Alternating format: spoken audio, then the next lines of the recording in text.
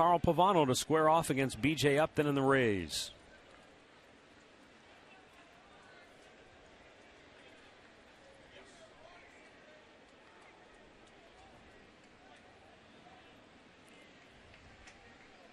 Pavano into the line, and his first pitch tonight is fouled away. Upton aggressively goes after pitch number 1. Well, not a bad idea, because Pavano, they know he throws strikes. And hitters this year against Carl Pavano on the first pitch, when they put it in play, they are hitting .476, 10 for 21 with a couple of home runs. Missed outside, 1-1. 69 degrees, our game time temperature here in downtown Cleveland.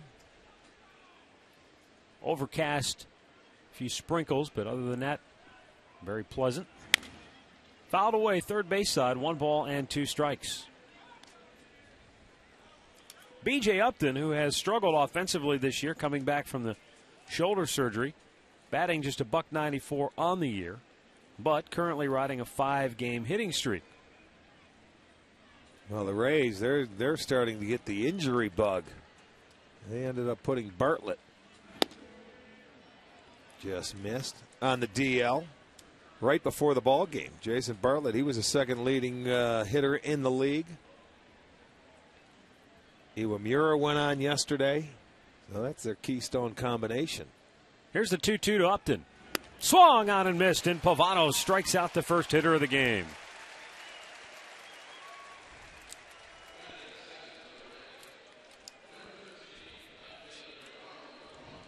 There it is, right there, up top of the strike zone. Gets him to swing through it. Upton hit a home run off him down in Tampa. Went off the foul pole in the 4th inning. Now Carl Crawford, who has been on some kind of tear. In his last 33 games, Crawford is batting .356. And he has scored 29 runs in those 33 games. So he has certainly picked up the pace, and that has been helpful for Tampa, because with B.J. Upton struggling at the plate, Crawford is more than capably filled in at the top of that lineup. You get both of those guys going at the same time, and that's a lot of pressure on the opposing defense. Crawford was 1 for 4 in last night's game. 29 stolen bases on the year for the man known as CC in Tampa. Pavano with a 1-2. Swung on and missed, and he has struck out the first 2 in the game.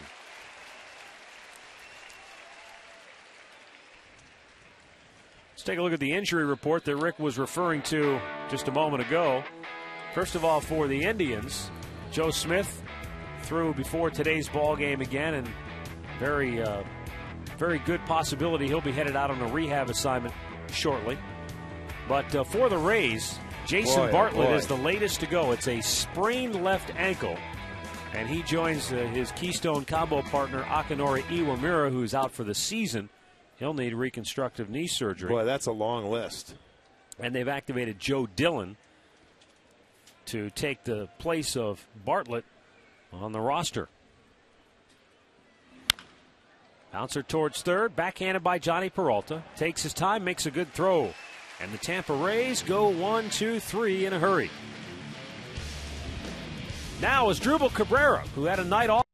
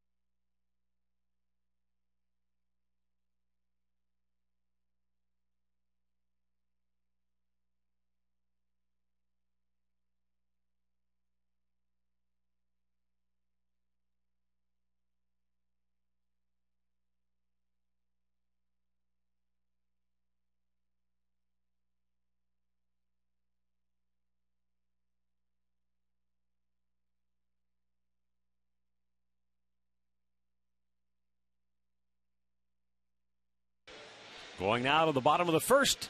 And let's get a look at the starting nine for Eric Wedge, brought to you by Progressive Insurance, proud to be the official auto insurance provider of the Cleveland Indians. As Drupal Cabrera leads it off, then Grady Sizemore and Johnny Peralta. Shin-Soo Choo, Ryan Garco had a big night last night, then Mark DeRosa, followed by Ben Francisco, Luis Valbuena, and Kelly Shopik.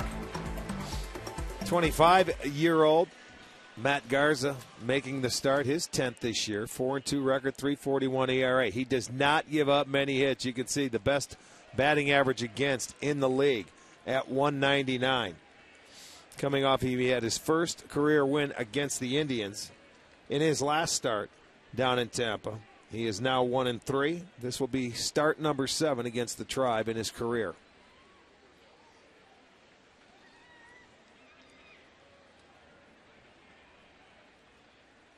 Cabrera squared, took the pitch up high, ball one. And in his last start, Matt, he threw a career-high 120 pitches in that ball game. It covered 6 innings. He only gave up 5 hits, but 2 runs. He ended up walking 4. Fouled back by Asdrubal, 1-1.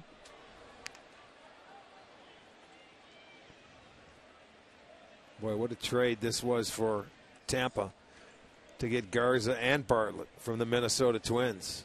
In exchange for Delman Young. Young. Yes. And one other player. Yeah, who was the other guy? The shortstop, third baseman. I'll think of it in a minute. Cabrera pops it in the air, shallow left. Third baseman Evan Longoria into foul ground to grab it, 1 away.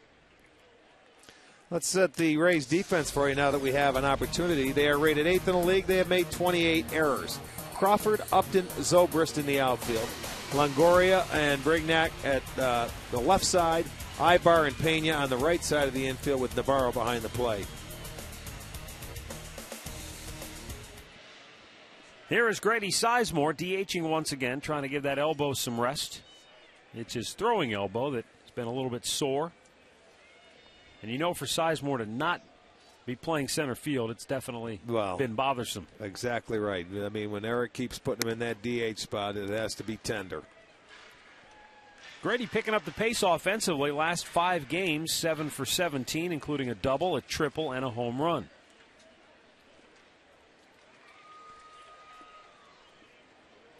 I'll tell you, Matt, when he will get hot here eventually. And when he does, some teams are going to end up paying, because when Grady gets hot, he carries it for quite some time. Well, a good sign for Sizemore last night. He had 2 hits.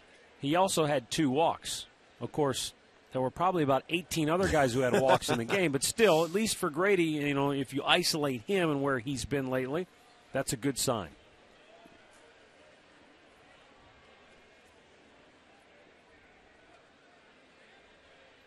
Now the 2-0 pitch, in for a strike. There were a combined 19 walks in the game last night.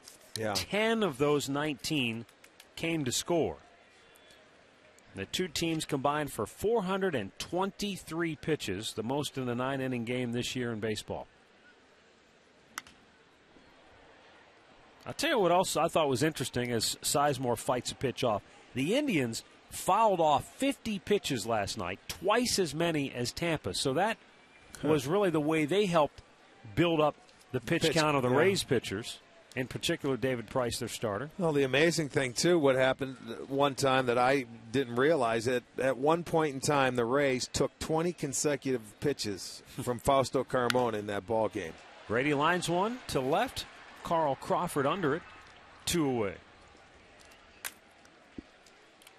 Don't forget, if there's an engagement in your future, buy your engagement ring at Alvin's Jewelers, because then, if it rains on your wedding day, your engagement ring is free. That's right. Stop by Alvin's Jewelers or log on to alvinsjewelers.com and check out all the details in their Pray for Rain promotion.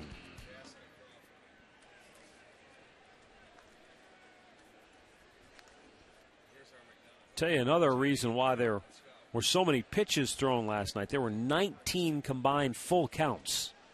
So you combine 19 full counts with 75 fouled pitches off. That leads to a lot of pitches, a lot of base runners, and a lot of opportunities. And we had an 11-10 Indians win. Johnny Peralta takes a strike.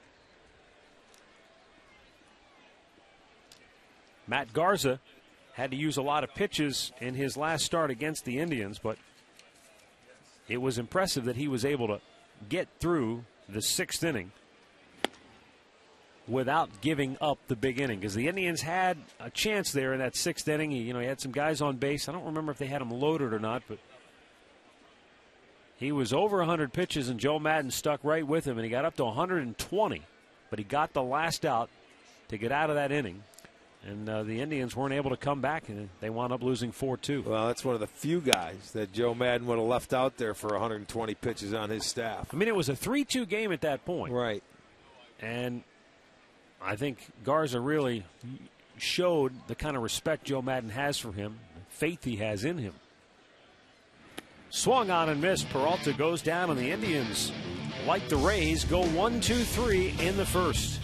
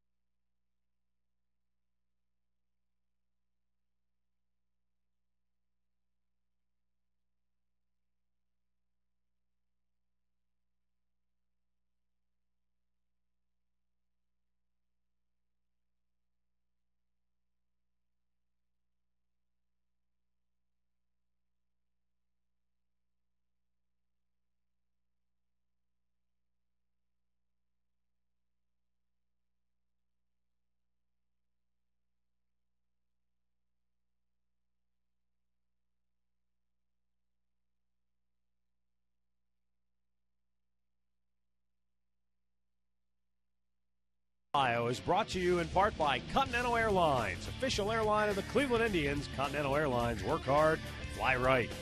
By McCafe Coffees at McDonald's, all made to order with fresh ground espresso beans.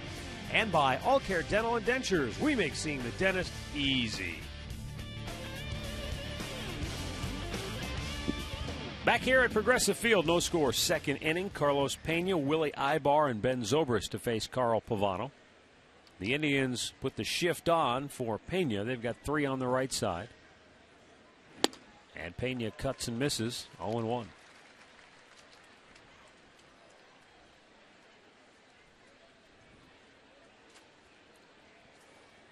Brendan Harris. That just popped into your mind, didn't it? Good job. I forgot all about it. I quit thinking about it because I didn't have time. I had to set their defense, so I lost track. Here's the 0-1 pitch to Pena. Good job. For those of you wondering what we're blathering on about, we were talking. What were we talking about? Oh, the trade. The Delman Young trade. Yeah, for Garza and Bartlett. And Brendan Harris was the other part of that trade that went to the Twins. Thank you. 1-1 swung on and missed. Carlos Pena has drawn at least 1 walk in 11 straight games, which is a Rays record. Well, this guy's all or nothing, man. He'll walk, he'll get on base, he can hit home runs. He leads the league in that department with 15. And he can also punch out. He leads the team in that department. Swung on and missed, and a 3rd strikeout for Carl Pavano as he gets Pena to swing and miss. Let's get a look at tonight's Alltel text poll question of the game. Which Indians comeback over the last 10 years is your favorite? Last night's win over the Rays? How about that 20-11 victory over the Rays when they were down 10-2? Or the 12-2 come-from-behind win over the Mariners in 01? Or what about just a couple of years ago, the big win over the Royals? I'm trying to remember that one exactly. Is that the one where he scored all down 10-1 in the ninth inning when they dropped that fly ball and left? I think that's a game they were down 10-1 after the first inning.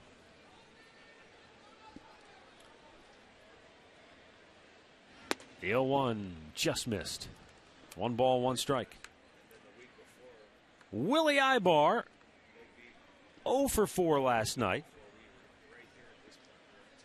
Playing second base now with Akinori Iwamura, lost for the season to the knee injury. Ibar, a switch hitter who has really thrived against right-handers but has scuffled against the southpaws. Ibar batting over 300 against right-handed pitching.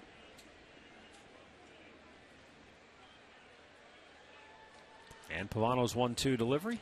Well, they're going to need some help from the troops with all the injuries they have. But I'll tell you, the offense of Tampa has been very, very good this year. They're first in the league in runs scored, 273. First in doubles, 110. In walks, in stolen bases. And third in homers. They have no problem offensively. Full count.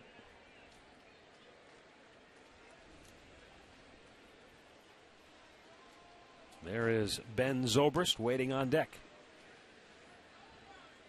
Pavano's 3-2 to Ibar. Got him to chase one. And Valbuena will throw him out, 2 away. Let's check out our great clip of the game from last night. And let's go to the bottom of the ninth inning. Victor Martinez. You know, he had a pitch in that at-bat a little earlier, but that he fouled off, Matt, the high fastball. That's when he really felt confident that he was going to get something going in that at-bat because he was able to foul that pitch off before he got the base hit. Relax, you're at Great Clips. What a come-from-behind win last night. 6 of the 7 runs in the bottom of the ninth after 2 men were out. Ben Zobrist dumps one just inside the line and left, and he's got a 2-out double. And that is about par for the course the way Zobrist has swung the bat against the Indians this year. I was going to say, that's the kind of year that Ben Zobrist is having. Everything he hits, when it's hard, it gets out of the park. When it's soft, it stays fair or gets inside the line. It'll go as a double. That is double number 10 for Zobrist. And the first hit in the ball game. He has 13 hits in his last 13 games now.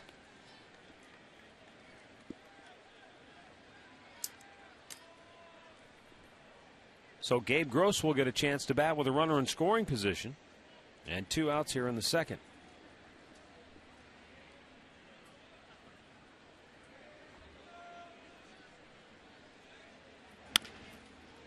By Pavano. Cabrera will throw him out. And the inning is over. So Pavano works around the 2-out double. And will go to the bottom of the second scoreless in Cleveland.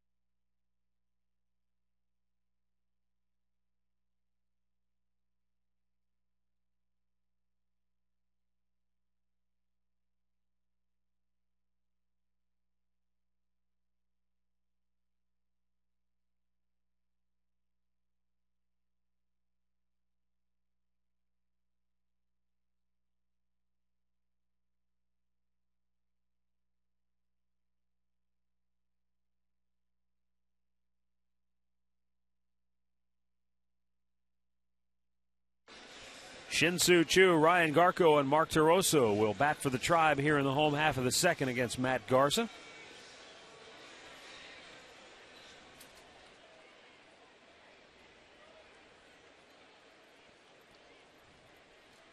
Matt Garza for the Rays has already made 4 starts this year after a Tampa loss. And they are 3-1 in his 4 starts following a loss. But that's what every team needs, is that stopper. You know, that number one guy that you can count on when you're struggling or not playing very well, to go out there and the team has confidence in you that you're going to win.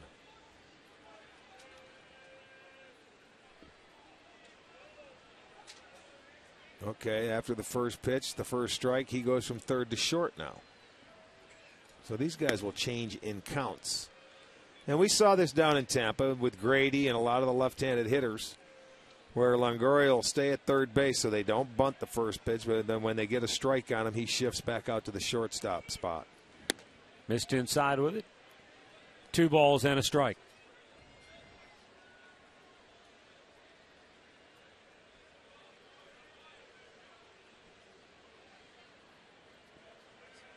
And the 2-1 to Choo is high. 3 balls and a strike.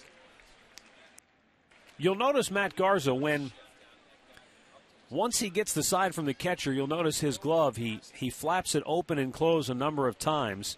And what that does is it keeps the pitcher, or keeps the hitter rather, from getting any tip as to what pitch might be coming. And you're starting to see that become more and more popular. I've seen a number of pitchers already doing that this year. And it's just a way so that if they do fall into any bad habits, it may disguise them or mask them. Of tipping pitches before, how you grip the baseball in there. Well, a lot of times they're just taking your eye off their hand and it's showing the glove, and you can't really see it. Choo lifts it in the air to left, and Carl Crawford is there. 1 away. Back in 2001, probably the biggest comeback win in this ballpark's history. Yeah, this was my favorite, I got to tell you, right there.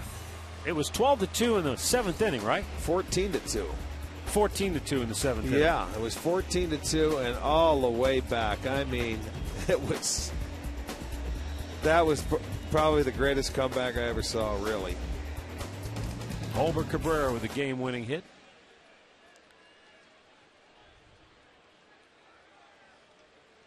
The thing I remember most about that game, Rick, is I was working radio, and Ryan Garko drives one toward the alley, deep right center field. It is gone to Souvenir City. Garko just did clear the wall in right center, and the Indians grab the early lead tonight. His 5th home run of the year, his 3rd homer in his last 2 games. Well, Mr. Garko is getting hot. And I'll tell you, when Garko goes to right center field, that's pretty impressive. Let's take a look at our Pepsi home run replay. It's a fastball right down the middle. He leaves middle of the plate. He probably wanted to go inside, but Garko stayed inside the baseball and had enough of it to get it over that yellow line. So for Garko, his 5th home run, 3rd in the last 2 days. Gives the Indians a 1-0 lead. And now Mark DeRosa taps one off his foot, foul.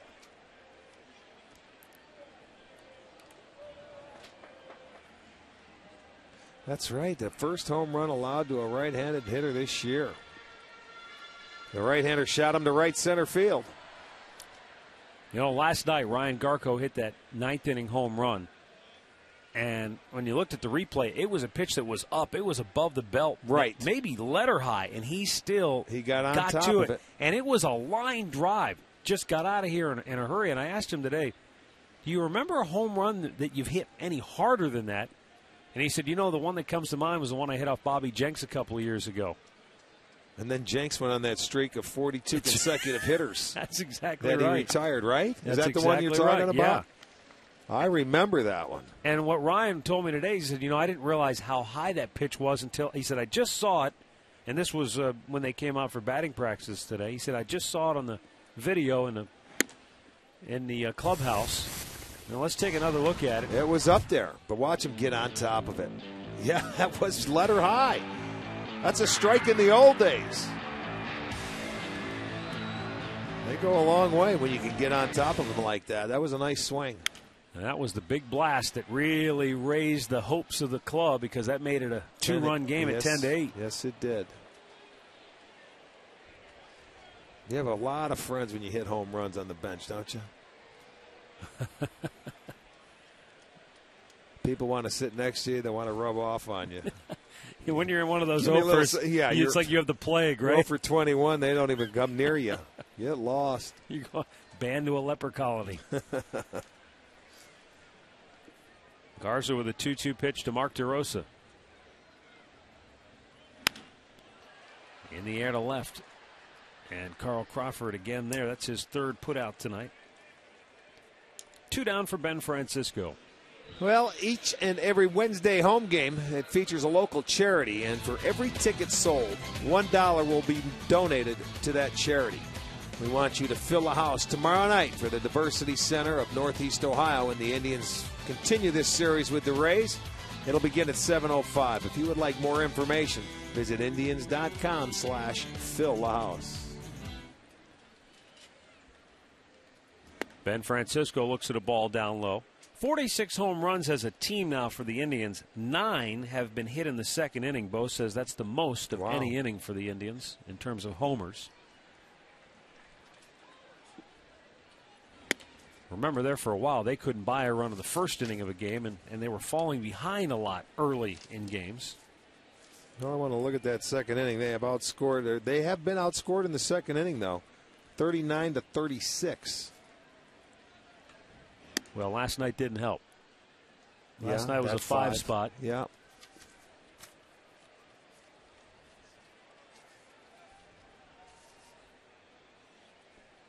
Ben Francisco was 2 for 3 with a double in last night's game. Did he go too far? They're going to appeal, and the crew chief said he held up. Tim Welke down at first. His brother Bill calling the balls and strikes. They've been on the same crew now the last 2 years. Get to travel around with your brother. I don't know if it's a good thing or a bad thing. I was going to say, Depends on how much you like your brother, I guess.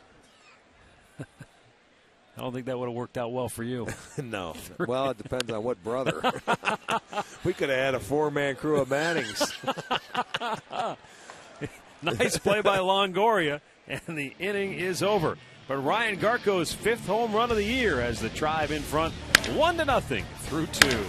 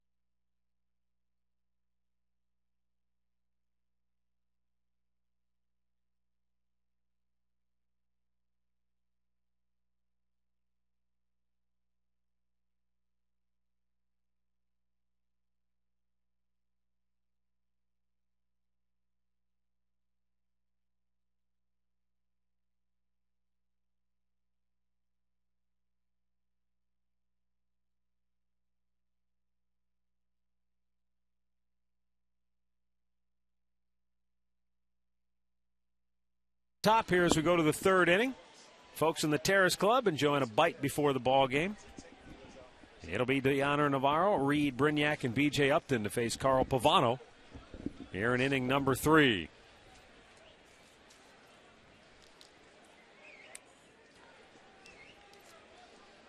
Deanna Navarro, despite being the free swinger that he is in a really good groove right now. He has 10 hits in his last 20 at-bats.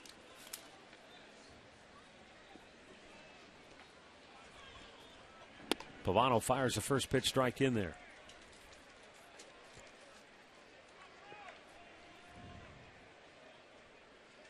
Navarro was 2 for 4 with a double last night.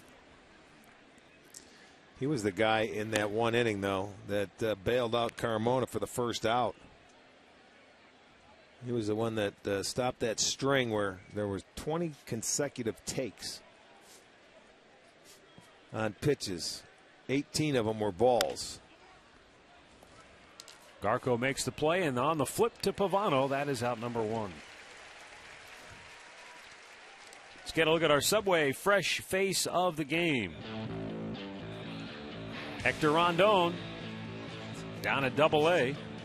Yesterday against the Erie Sea Wolves, went 6 innings, allowed a run on 3 hits, struck out 4, got the win again. In 9 games, he is 6-2 with a 2.08 ERA.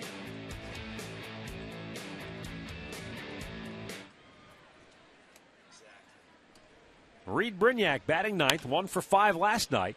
Hits one high in the air to right center. And Chu will grab it, 2 down. Well, this Saturday, the Yankees are coming to town for the only time this year in this 4-game series, and all fans in attendance will receive a rally towel. That's courtesy of Continental Airlines. Visit Indians.com or shop the Progressive Field box office for tickets. Saturday.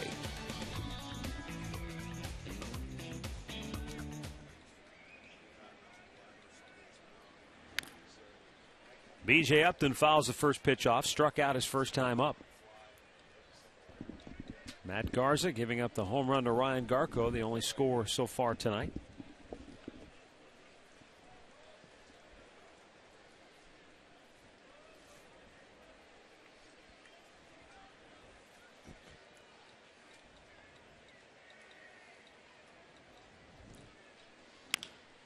Bouncing ball, just foul. You could hear the call by Angel Hernandez. I could hear it, but it looked like it went over the bag from where we stand. He was right on it. I'm not saying he's wrong by any means, but it was awfully close. Right on the corner of that bag. It doesn't have to land in fair territory if it goes over the bag. But it was foul. Good call.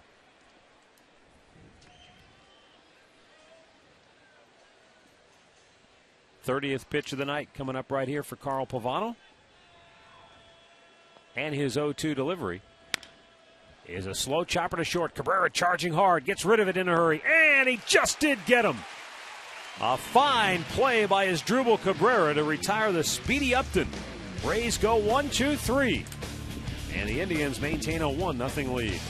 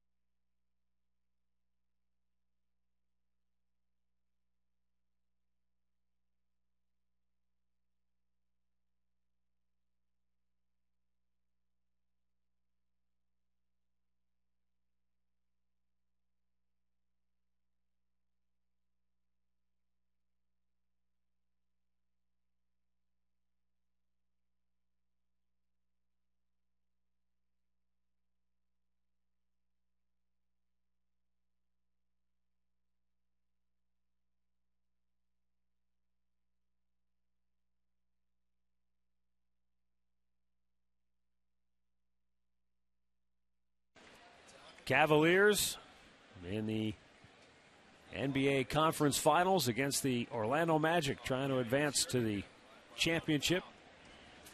But they've got a rally from behind, down 2-1 to Orlando. Here's Luis Valbuena leading off. Went to the front of the box, but took it up high for ball one. Valbuena is now hit in 4 straight games. 6 hits in his last 19 at-bats, and as you pointed out, he's become a doubles machine. Well, he hits the gaps, he pulls the ball down the line, and, he hits it with authority. For a young guy, he's not going to hit for average unless he gets more playing time consistently. But I'll tell you what, when he hits it pretty hard. Rain beginning to fall again here at Progressive Field as Valbuena takes a strike.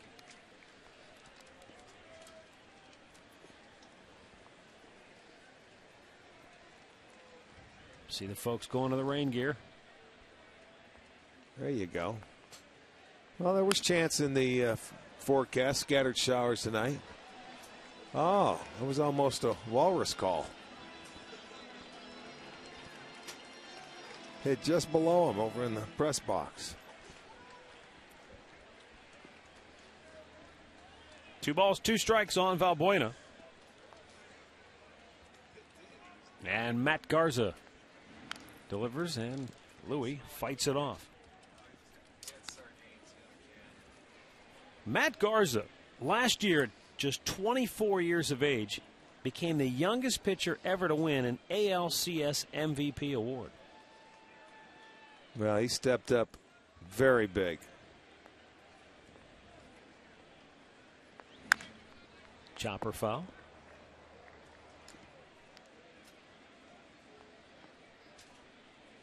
Mike Boddicker had been the youngest back in 1983 when he won the ALCS MVP for the eventual world champion Orioles.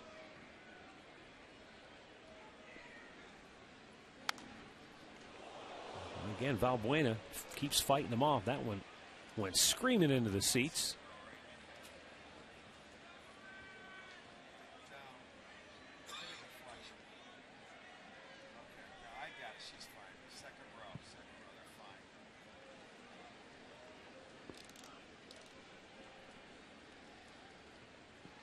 Two balls, 2 strikes. Just underway here in inning number 3. Tribe on top 1-0 thanks to Ryan Garco's 5th home run of the year. His 3rd in the last 2 games. And Garza with a 2-2 to Valbuena. Popped right back towards us. And makes it all the way to the upper deck.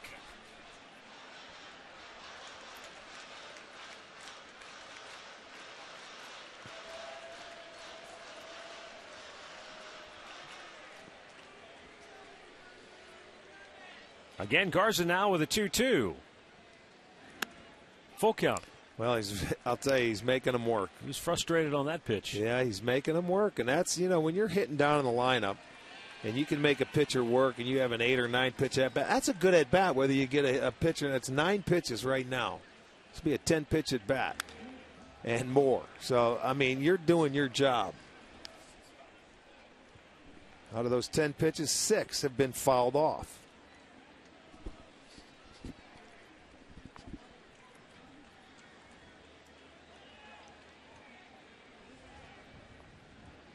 Valbuena trying to get aboard to start the 3rd for the Indians. And the payoff pitch is popped high in the air. Foul territory and out of play.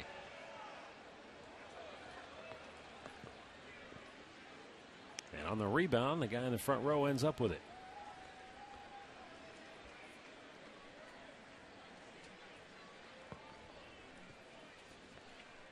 Longoria and any fielder looking straight up in the sky now has to deal with the raindrops that are falling. Yeah, it seems like just a little drizzle. One more time, the 3-2 pitch. Big hook, and he finally got him. Second he had strikeout to throw for Garza. something that slow to finally get him out of there. Well, this year, when the Indians go deep, We're donating money to the Gathering Place. Great Clips is donating $50 for every Indians home run. Rick and I are each donating $5 per Indians dinger. $2,760 on the year, thanks to the Ryan Garco homer already tonight. Log on to touchedbycancer.org. Find out how you can get involved as well. Gathering Place helps families and individuals dealing with cancer.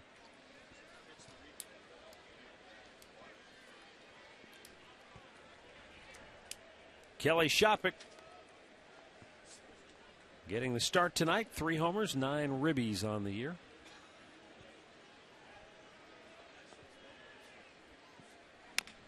Fastball, slow chopper. It's going to trickle foul. Matt Garza, not only was he the youngest pitcher ever to win the ALCS MVP last year, but he became the 11th or the 10th different pitcher. It was the 11th time a pitcher had won the ALCS MVP. So, you think of the MVP award, you normally think of a hitter, a position player, but pitchers sometimes can dominate in that series. They go out and win 2 series. It's like a goalie. Two you games, get hot, yeah. you go out there, you shut them down for 2 games, and, you maybe make the swing. Think back to 1995 when Orel Hershiser won the ALCS MVP for the Indians. Down low, a ball and 2 strikes.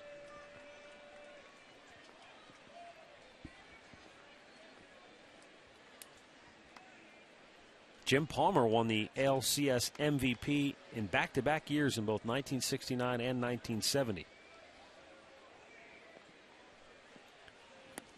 Swing and a miss, and Shopik strikes out. I beg your pardon. He won the clinching game. It wasn't the MVP. He won the clinching game, though, in back-to-back years for Baltimore at the age of 23 and 24. That's fun. Well, that's why he's a Hall of Famer. 3rd strikeout for Matt Garza. And with 2 down in the inning, we'll go to the top of the order in Asdrubal Cabrera.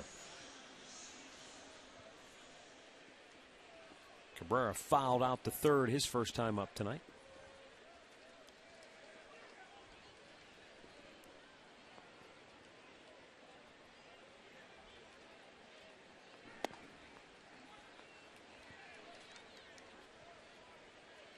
Asdrubal in his last 11 games has 14 hits, and he has scored 10 runs.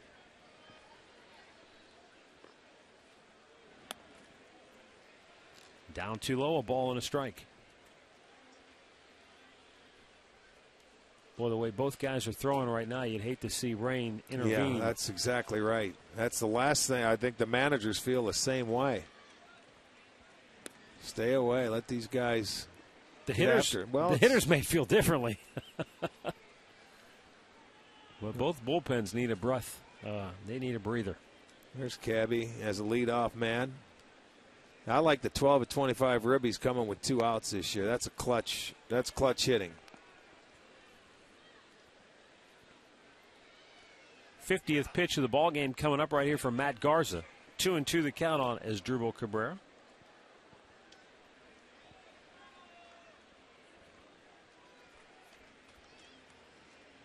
And a fastball hit pretty well. Deep right center field. Racing back. Out of room. It's out of here. And Asdrubal Cabrera with his 2nd home run of the year puts the Indians in front now 2-0.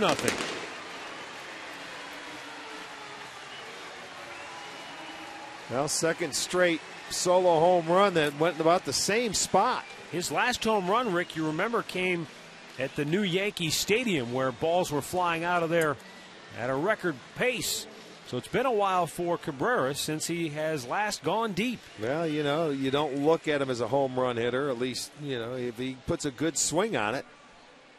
Look at 2 outs, and they found his wheelhouse. That ball kept going into the alley and just making it over. So the Indians, with a pair of solo home runs, take a 2-0 lead. Over a month for Cabrera between homers. April 18th was the date of that game in New York.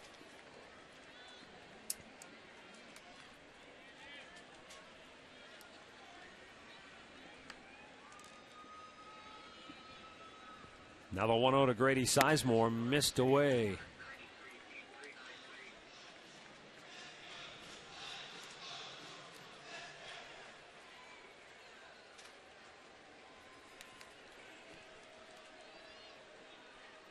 Matt Garza with the 2-0. And he just missed in tight.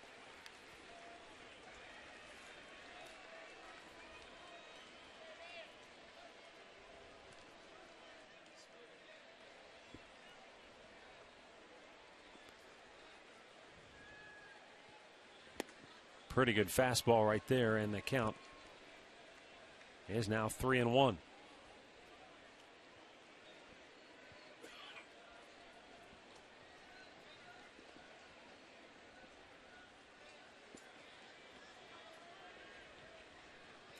He winds and deals, and Grady fouls it off. Matt Garza's never had a whole lot of luck against the Indians. Now, at times he hasn't pitched well, but take, for example, in July of 07, he went 6 innings and struck out 11 and didn't get the decision. Yeah, he left trailing 1-0. Yeah. So, well, I mean, that just happens sometimes. Yeah, sometimes it's not how you pitch. It's just when you have an opponent that, you know, as I said, he got his first one against him in his last start. You know, sometimes the luck goes against you. You pitch bad, and it just has a tendency. But, you know, when you face a team and you're in the division and eventually time goes on, things will even out. This is his 7th career start against the Indians today. The payoff pitch to Sizemore. Socked to center field. Upton back, reaching up over his head and pulls it down, and the inning is over. But it's Drupal Cabrera's 2nd home run of the year as the Tribe is sitting in front 2-0.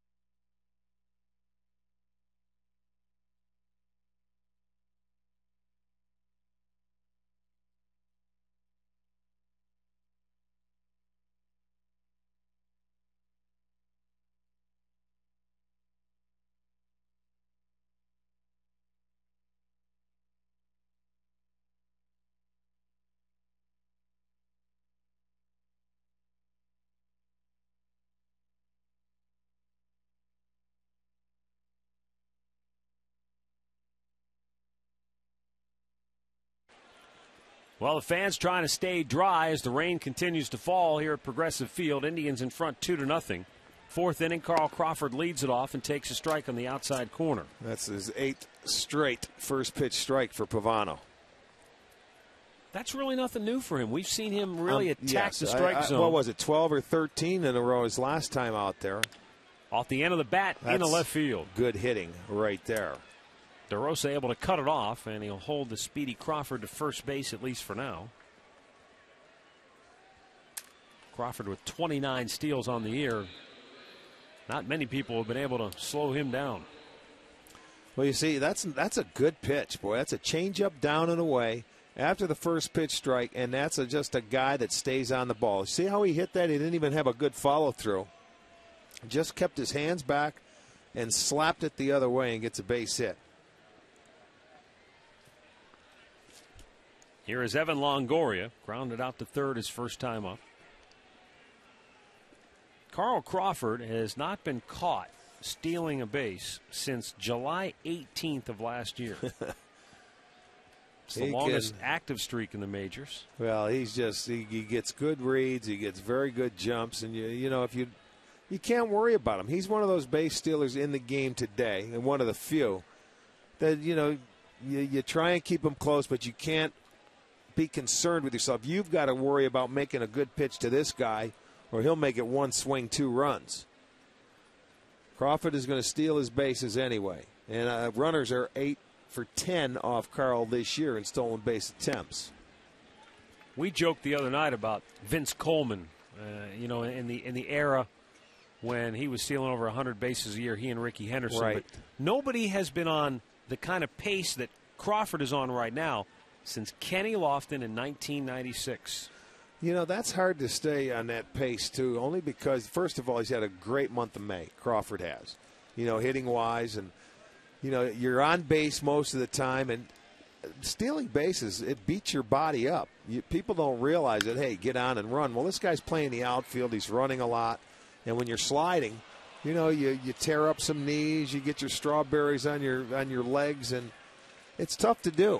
But look at that. That's an unbelievable percentage for a career at 84%.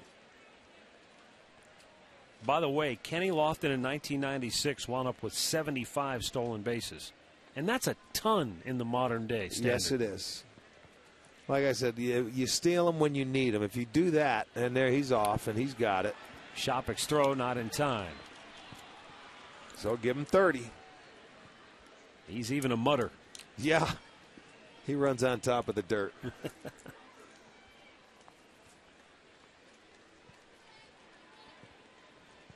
He's been at this long enough. He gets it. He knows great counts. He knows pitchers. He knows how to steal it, and he always goes feet first. He doesn't go head first. And that's rare today. That's the thing. I was thinking back to Ricky Henderson, who always went head first. Yeah, or at least it seemed like he always went head first. Most of the time, Ricky always went head first. And, as fast as he's running, he never got good leads. But, he'd stand over there at first base, but he was like shot out of a gun or a cannon. And when he slid, he kept going. But he was a lot of times head first. Full count to Longoria. And I'm going to tell you what guys would do to you when you go head first. They start dropping knees down on your hands, and, you can step on a guy's hand, and they can tag you in the face, in the head. And I've seen Henderson hurt a couple times in games where we've had guys tag him high and hit him in the face. Crawford goes feet first. That's very good. If I remember right, Vince Coleman did too. I don't think he was a head first guy.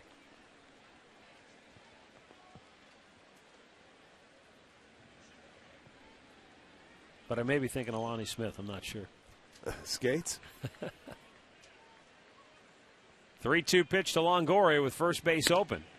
And he just missed high. Close pitch. Doesn't go his way. And now the first 2 aboard for Tampa here in the 4th inning. Carl Pavano began this inning with 30 pitches made through 3 innings in the game. Last night, through 3 innings, the Indians had used 89 pitches to get through the 3 innings. So what a difference one night makes. Well, maybe Pavano should talk to Carmona. He may listen. I mean, if you sit and watch, you see that's the key to pitching, man, is throwing strikes. Now the big bopper, Carlos Pena, swings and misses at a first pitch changeup. And that has been such an effective pitch for Carl Pavano because he can throw it at any point. First pitch, middle of the count, late in the count, doesn't matter. He has good movement on it, too. It's got that downward action, and, he's got a little slider and a fastball. He doesn't top out in the mid-90s like he once did before injury. He knows how to pitch. But he's in a tough spot right here, working with a 2-run lead. 0-1 missed off the plate, evens the count. Let's get a look at our Firestone League leaders. Firestone, a tradition of innovation. 15 homers for Carlos Pena leads the AL. Well, it's funny. You could put those league leaders up there. You got Pena for home runs. You got Longoria for RBIs. You got Crawford for stolen bases. And Bartlett is in second in the batting average. But, of course, he's now on the disabled list with a sprained ankle as of tonight. Chopper foul. The Rays, in case you joined us late, have lost their second baseman and their shortstop to the disabled list in each of the last 2 days. Akinori Iwamura lost for the season. He'll have reconstructive knee surgery after being taken out, turning a double play against the Marlins on Sunday. And in the same game, Bartlett hurt his ankle, but they waited a day to see if it would respond, and it didn't. Very expensive trip to Florida. They're all whiteout. Wasn't it a whiteout trip for them? That's right. Where the players were all white. Every player, coach, manager. White shirts, shoes, belt, everything. Struck him out looking. Carl Pavano rings up Pena for the second time tonight. And that's the first out here in the 4th inning. This is a great sequence from Pavano. Starts him off soft, changeups. First one right there, and that had plate. Then missed with another changeup. Threw him 3 straight changeups and then rides a heater. Was that 91 there, Murph? That looked like 91 right there.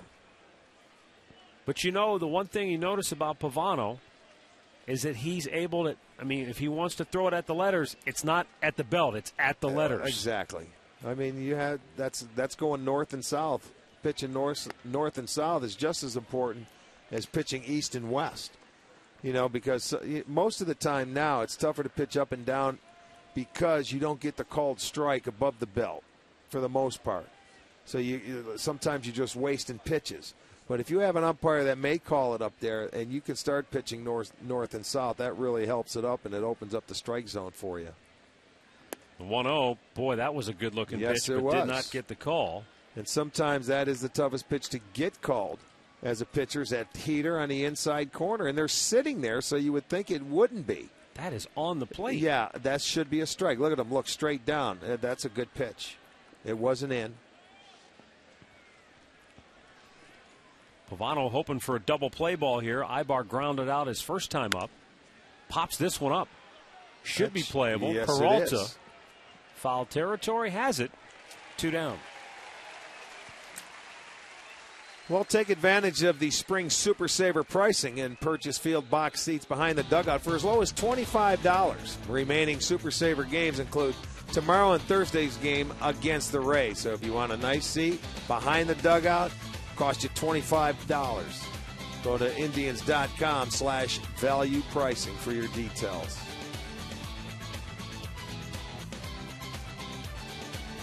Timeout called here as Pavano went out to knock the mud from his cleats, and then Kelly Shopik wanted to go out and get a word with Ben Zobrist coming up because this guy has hit anything and everything the Indians have thrown at him this year. Zobrist batting over .400 against the Indians, and in his last 13 games now, he has 13 hits. He's been their super sub, filling in everywhere. Great pinch hitter for him. And has hit for surprising power. 8 homers and 10 doubles. At the knees, a called strike. Zobrist is, as a pinch hitter this year, when he has not played, 4 for 13 with 3 homers and 9 ribbies. And, I mean, he tied up a game right after we left town in the 9th inning, and they ended up winning it after his 2-run homer. So he's been very clutch. Off the end of the bat, foul, 0-2. You see the rain continuing to fall here at Progressive Field.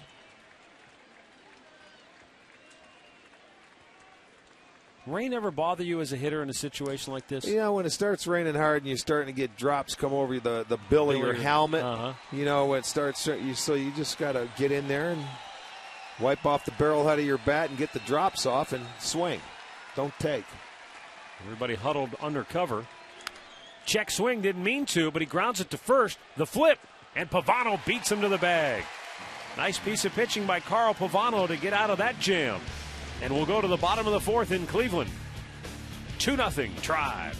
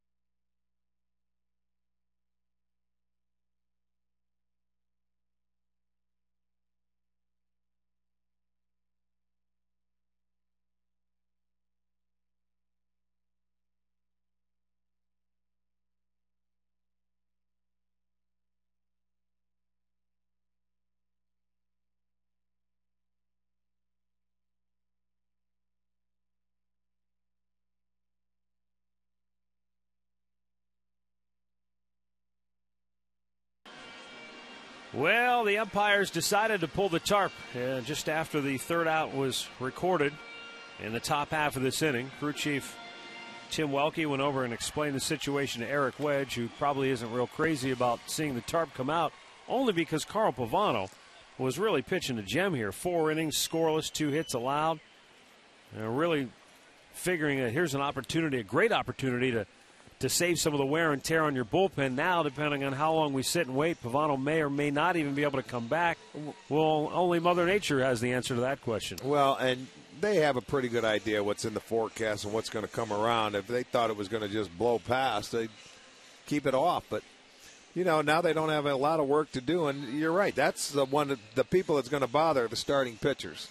And hopefully this will not stay around long and they get back. I mean, when you get heated up and you get geared and you got the game going, you don't want to stop. You want to continue to play. They have a 2-0 lead. They have a little momentum going now. Well, not to play amateur forecaster, the one thing I don't like is this is just a straight down rain. There's hardly any wind blowing at all. So we're going to sit and wait for a while, and hopefully the rain will move through the area, and we'll get back to playing baseball here in the very near future. But for now, we're going to step aside, and we'll send you back to STO Central for another installment of Beer Money with Ashley Collins and Jameer Howerton. But stay tuned. We'll be back to let you know about the rain situation just as soon as we have any new information.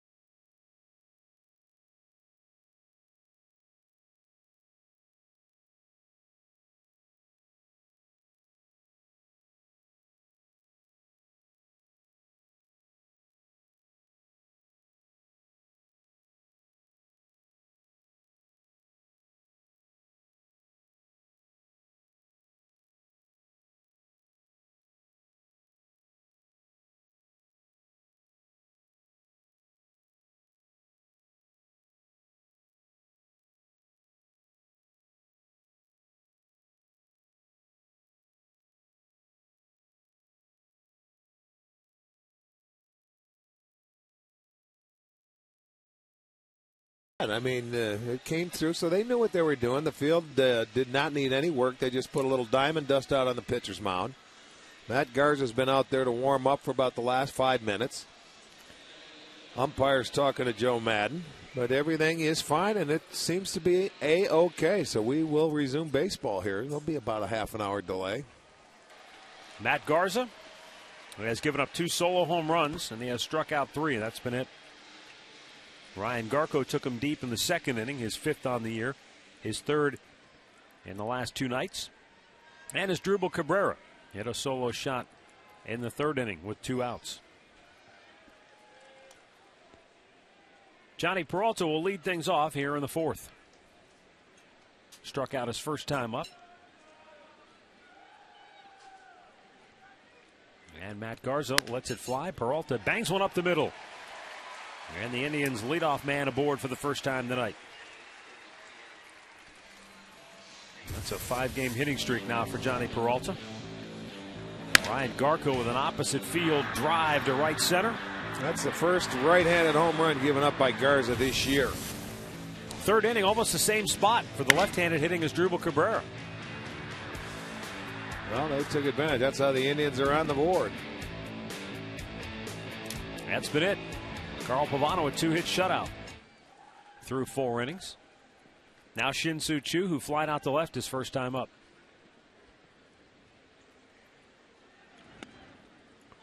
And a first pitch breaking ball for a strike.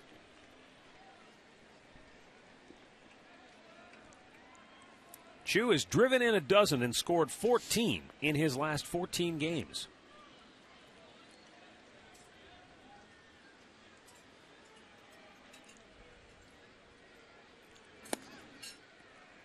Moves him back off the plate, 1-1 to count.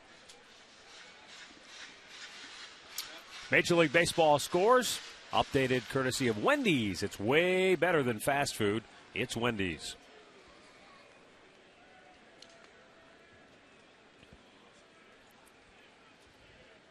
One bouncer foul.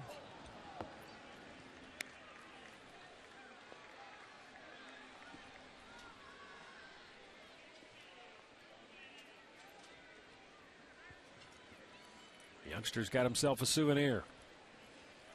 And he's off to the races. Made it all worthwhile. 1-2. Swung on and missed, and Garza has his 4th strikeout. Experience the thrill of playing 2 baseball games here at Progressive Field. You'll get 2 uniforms, gifts, chance to rub elbows with Lenny Barker, Bob Feller, Joe Charbonneau. It all takes place Saturday, July 11th. Space is limited, so call 216-420-HITS or visit Indians.com and select fans for all the information. Here is Ryan Garco. Suddenly red hot for the Tribe. Now he's going to break that little curveball out for Garco because he had a fastball out of the ballpark. Navarro put the signs on, went fastball away. He said, fastball in, slider, curveball. That was the last one he wanted to throw.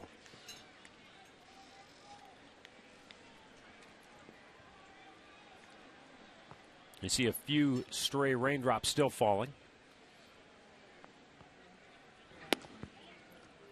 2 balls, no strikes.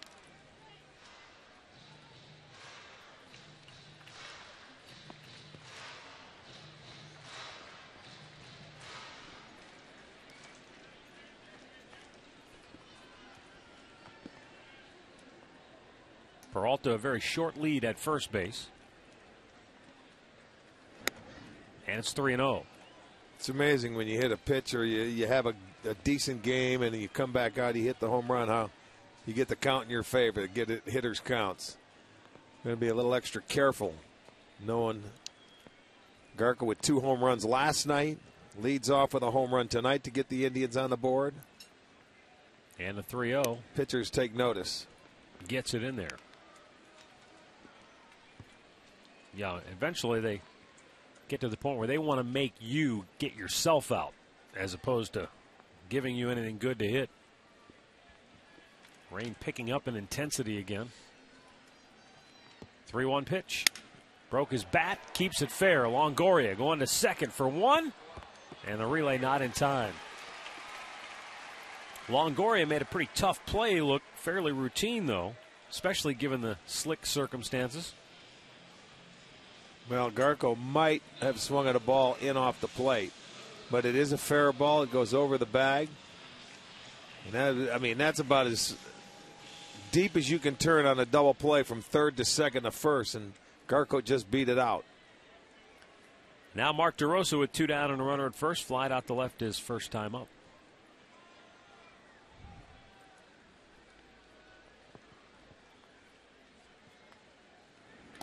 In the dirt, smothered by Navarro.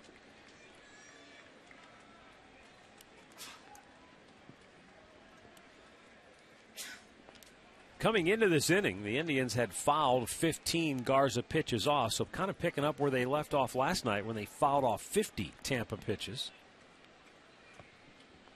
And we have seen it. Sometimes that's not necessarily a good thing, as DeRosa gets spun out of the way. Sometimes you get your pitch and you foul it off and you're kicking yourself. But a lot of times when you're fouling pitches off to stay alive in at-bats, it's very frustrating to the pitcher, and you expedite his exit from the game by piling up the pitch count on him. I think that's just the way the game was going last night. There was a lot of pitches that weren't even close to the strike zone that weren't hittable, and the ones that were, you ended up fouling them off. It was just one of those weird nights. DeRosa bangs one through the right side. Garko will stop at second. And the Indians have 2 on with 2 out.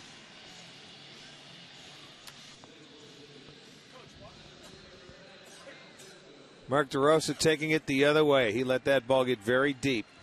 You know, in Garza's last start against the Indians, he threw a lot of pitches inside to the hitters. That two-seamer trying to run it in on the hands.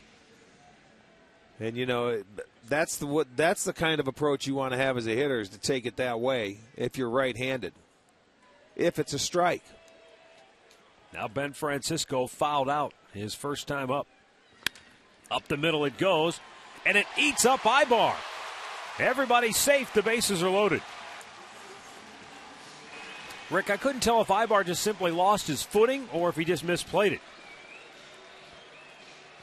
Well, it's going to go as an error. We'll take a look at it again to see. 29th error this year. That ball gets under the glove of Garza, and it's almost like he had it flat-footed or his feet got tangled up. You know what I mean? Look at his feet got tangled up. They did. I think you're right. He got in an awkward position where his feet, now maybe his cleat stuck down in the dirt. I don't know. But his feet got tangled, and that ball played him. It'll go as an error, and it'll keep the inning going now with the bases loaded. So 2 down for Luis Valbuena, who struck out his first time up. In a 12-pitch at bat. Yeah, he really gave him a battle. First time up. And he starts him off with a breaking ball, which is the pitch he struck him out with. Yeah, after all those fastballs. That's true, but Valbuena probably looking for something hard. Fastball. So what he does, he slows it down. Drive on top, 2-zip. And a pitch down low to even the count at 1-1. Valbuena riding a 4-game hitting streak coming in. Indians trying to add to their lead. Matt Garza's 74th pitch of the night. And Valbuena shoots it foul, 1-2.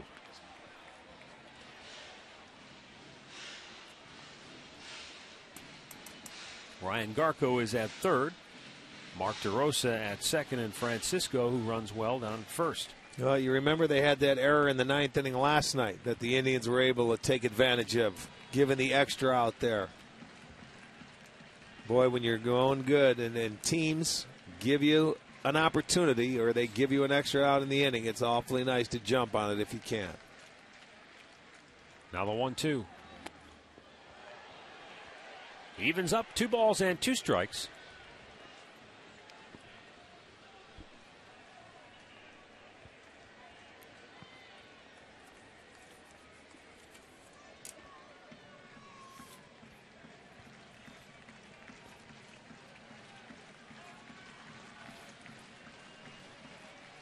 And And with the bases loaded and 2 down, the 2-2 to Valbuena is outside, full count. So now everybody will be moving on the 3-2 pitch. And this was really the story of the game last night. There were 5 or more pitches made to a batter in 49 at-bats in the game last night. Garza sets. Runners go. 3-2 pitch, swung on and missed. Indians leave them loaded, but they lead 2-0 through 4.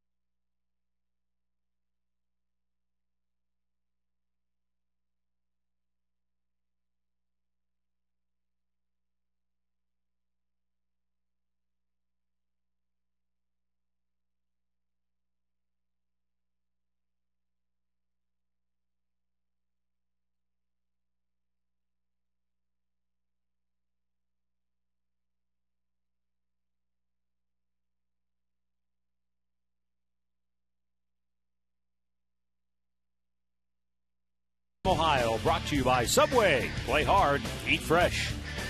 By Alltel Wireless. Choose who you call for free with My Circle. Any number, any network. Rain continues to fall here at Progressive Field. And we'll go to the 5th inning where Gabe Gross, Deanna Navarro, and Reed Brignac will be the scheduled hitters for the Rays. Hitters 7, 8, and 9 in the Tampa lineup. Carl Pavano, 4 2-hit scoreless innings with 4 strikeouts. He's walked 1. Well, he got out of that last inning. What do you have? First and second, nobody out. Pitched around that. 48 pitches for Pavano and 32 for strikes.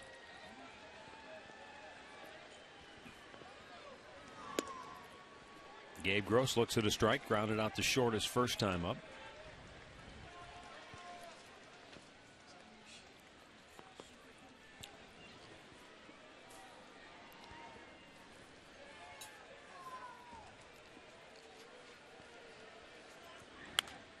Foul out of play. And the count quickly 0-2. I want to send out happy birthday wishes to Helen Boyd of Coshocton. Helen, happy birthday to you.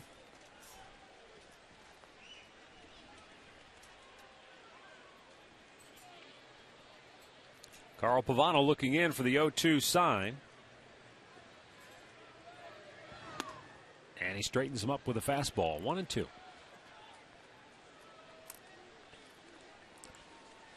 You got to love that. How about that? 81%.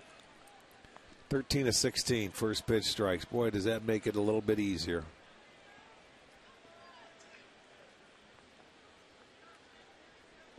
Now the 1-2. Just missed with it. You know, and another thing that'll do as the game goes on, now that they're going through the lineup for the second time, you know, hitters now that's third time up and stuff, they'll start swinging at that first pitch because you've proven that you will hit that strike zone, and you can have an 8 or a 9 pitch inning because guys get aggressive on you that second and third time through. Up the middle. Cabrera shading him that way. Throws him out, 1 down.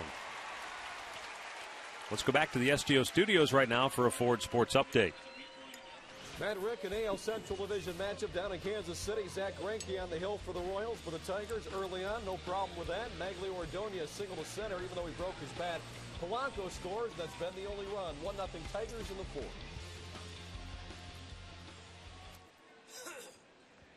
Thanks, Al. Here it remains 2-0 Tribe. Top of the fifth, one out. Deanna Navarro will be the batter.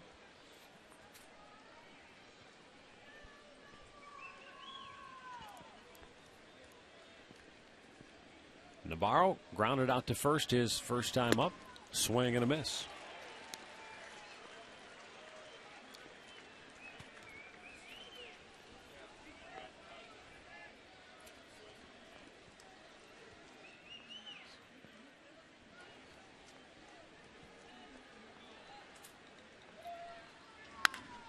Hard grounder, foul, first base side, just over the bag and on the wrong side of it.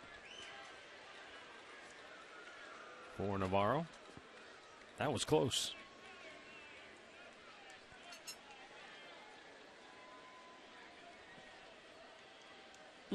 Yes, it was. Very close. Well, he was straddling the line. Nobody had a better view of it than he did.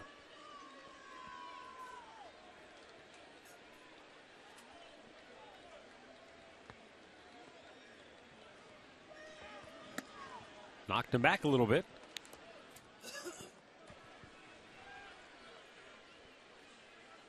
Two runs, 4 hits for the Indians. 3 men left aboard. No runs, 2 hits for Tampa. And they have stranded 3 thus far.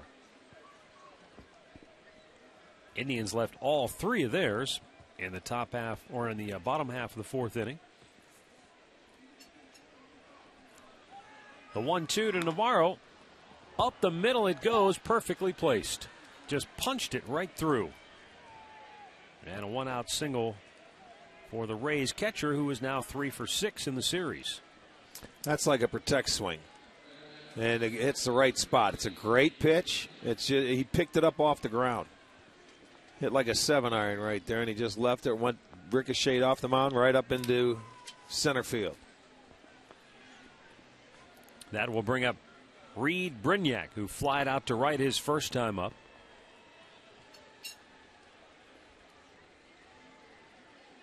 Out of the 17 hitters that Pavano has faced to this point, 8 of them have swung at the first pitch. 5 swings the first time through the lineup, and the second time it seems like they're getting patient, only 3 swings. There's a called strike.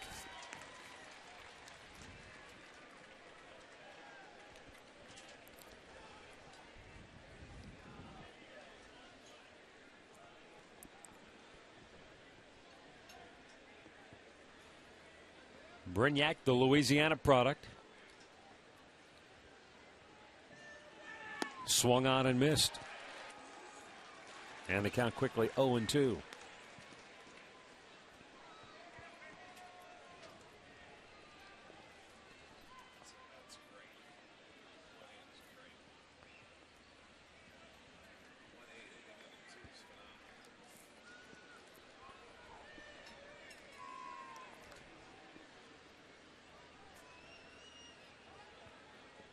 Pavano sets the 0-2 delivery, and Brignac gets a piece of it to stay alive.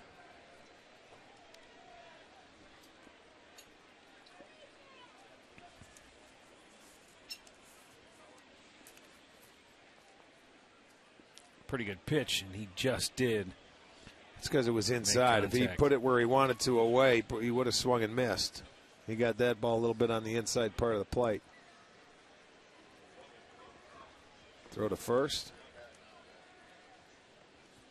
No. Up high, a ball and 2 strikes.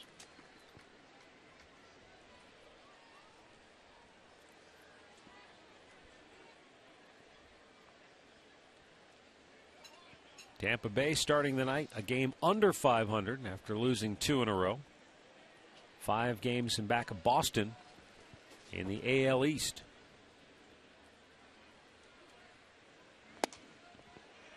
Two balls, 2 strikes.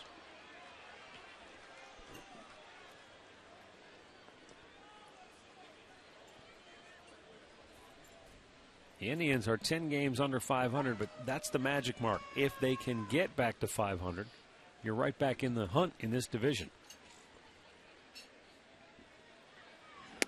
Knocked him off the plate, full count. Only Detroit is above 500 in the AL Central. Kansas City is a game under, Minnesota 2 under, Chicago 4 under, and then the Indians 10 under.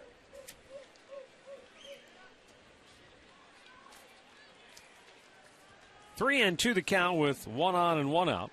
We'll see if Navarro takes off. Here he goes, and the payoff is fouled back. Well, even down 2-0, Madden's going to stay aggressive, and even though he has the catcher on at first base, he feels Brignac is going to at least put the ball in play. If he does not, there's a good chance that Shoppach can throw him out. You get to strike him out, throw him out here.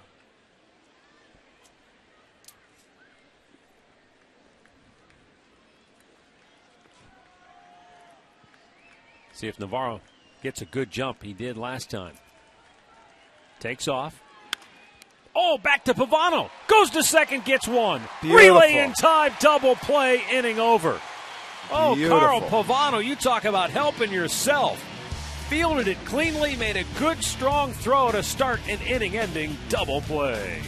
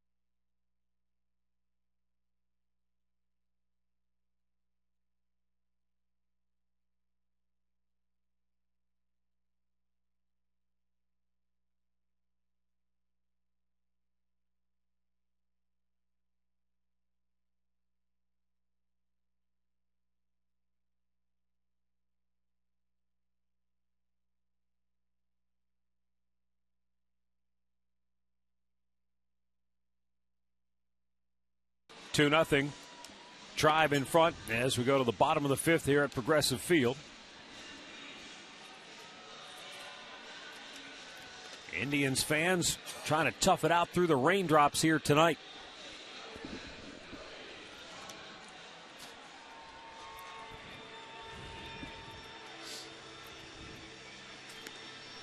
It has been raining off and on. I mean, when we started the game, it was perfect.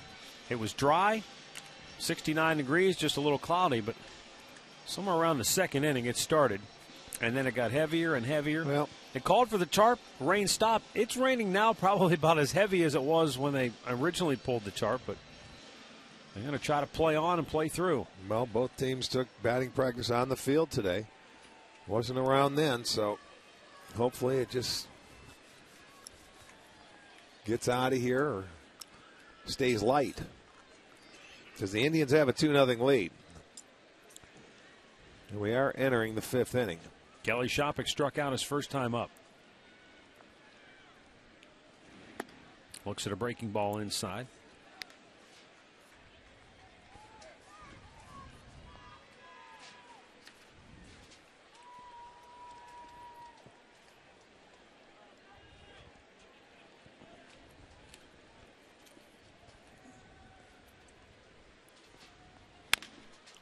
Slow chopper hit to short. Brignac throws on the run And Shopik is out number 1. Get a look at tonight's Alltel text poll question of the game. Biggest Indians comeback over the last 10 years, which one's your favorite? Last night's win? The 20-11 win in 99? What about the big comeback over the Mariners in 01? Or that 15-13 win in Kansas City in 06? Text your answer to 31962. We'll have the results coming up in a little while.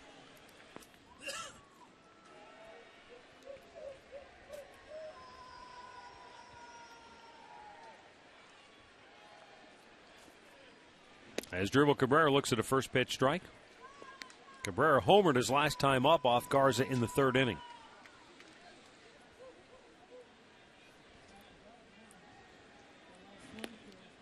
Good change of pace, and the count 0-2.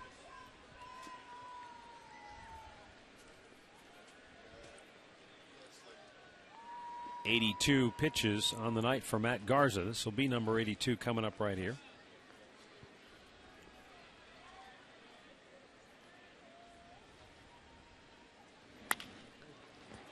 Room service hop for Pena.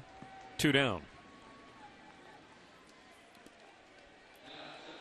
Back in 1984, the Indians came back from a 10-0 deficit to beat the Minnesota Twins. That was Andre Thornton in there. It looks like Joe Carter. Brett Butler. And Pat Tabler scoring the winning run. Who's that guy, Bat Boy?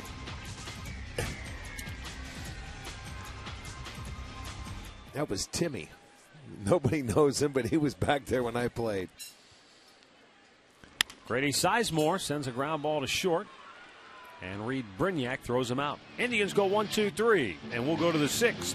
2-0 drive.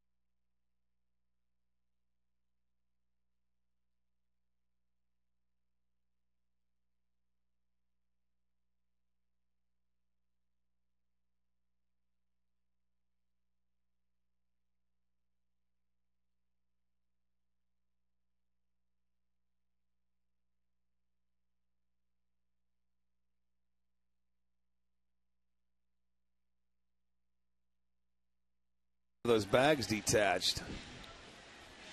Oh, they got to cut down the middle. I see it's half bag on the head. Split. Whatever it takes to go, please.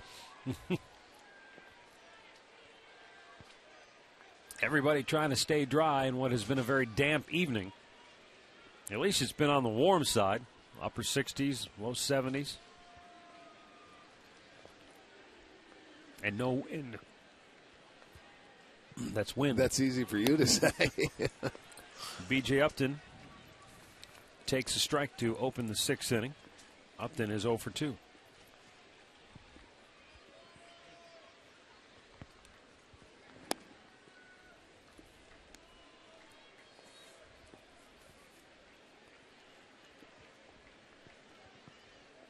Upton, Carl Crawford, and Evan Longoria here in the 6th for Tampa. A 2-0 Tribe lead. Pavano has been very efficient tonight. That was just pitch number 68.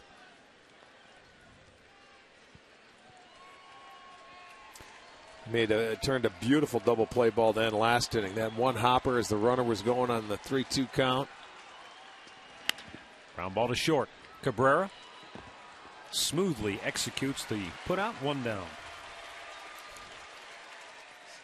Time now for our Direct Energy bringing the gas sequence.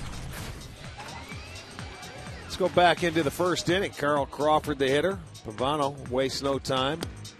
Starts him out one of the few times he missed, and then Crawford goes at it. 1-1. Fouled off a pass ball, strike 2. Gets him on the changeup. Direct Energy offers simple solutions for your natural gas supply needs. Last time up, Crawford lined a single over the head of Cabrera at short into left field for a base hit. Comes up empty with a big swing there. Yeah, well, he hit a very good pitch off Pavano to left. Change up down. He's given just 3 hits. Well, he's hit over 350 in his last 33 games, has Carl Crawford. So he's been in a pretty good groove offensively now for an extended period of time. Yeah, the month of May. You talk about the stolen bases and things. He's been on base, a couple of times a game. He had that one monster game. What did he steal? 5 or 6 bases against Boston? He said if he'd have known what the record was, he would have stolen another one. Look at that. He swung on and missed. Boy, he went to work on him there. He saw 3 different pitches, boy. Second time Crawford has struck out tonight. 5 punch-outs for Carl Pavano. I mean, he raises the eye level here, goes with the high heater. And he worked him over in that at-bat. That was excellent because the last at-bat, if you remember, he had a change-up down and away. His second pitch was the backdoor slider that he was a little tardy on, and then he heated it up and went and got him with the fastball. Good job by Carl Pavano. Now Evan Longoria, who has grounded out and walked. Longoria walked 3 times in the game last night, a new career high for him.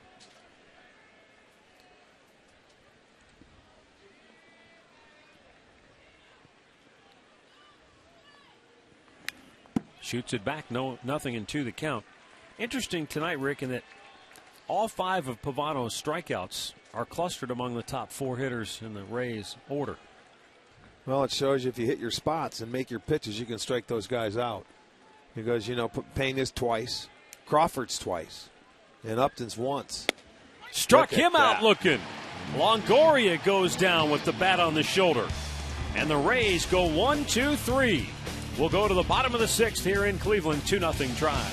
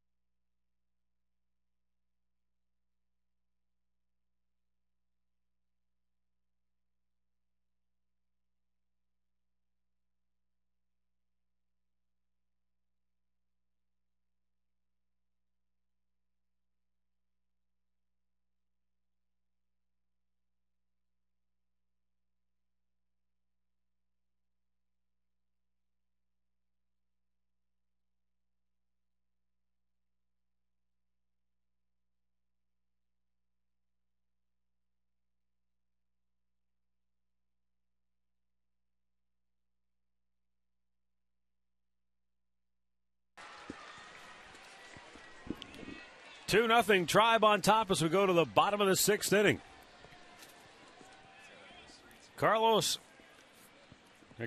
Johnny Peralta will lead off the bottom of the 6th inning. Then Shin-Soo Choo and Ryan Garko. And Matt Garza fires a first pitch strike in there. Peralta has struck out and singled. He's now hit in 5 straight games. Matt Garza's 85th pitch of the night. And he bends a breaking ball in there for a called strike. 0-2 the count. He's breaking that big curveball into his game plan now a little bit more, keeping the hitters off his heater. 2-strike pitch. Another breaking ball. Since he struck out Luis Valbuena to get out of that bases-loaded jam in the 4th inning, he's retired 4 straight. Well, he knows right now he cannot afford to give up any more. I mean, it was a pair of solo home runs, one in the 2nd and 3rd. And when you're down 2-0, you're figuring, all right, let's go. I just got to keep putting zeros on now. Garza retired 4 straight to start the game before the solo homer by Ryan Garko. And then right after that homer, he retired 4 straight and then gave up the solo homer to Asdrubal Cabrera. Now what does he do after retiring 4 straight for the 3rd time in the ballgame? Peralta stays alive, a ball and 2 strikes.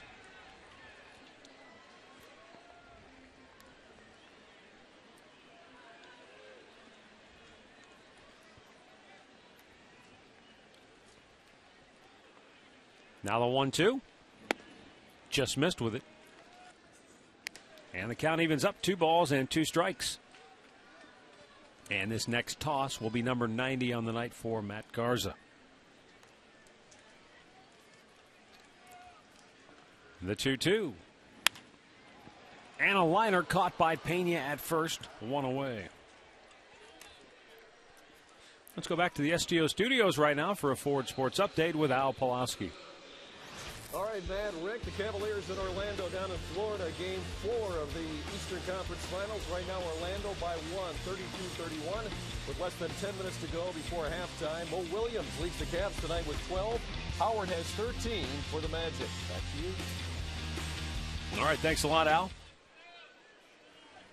Here is Shin-Soo Choo with the bases empty and 1 out. He's 0 for 2 tonight, fouls it back.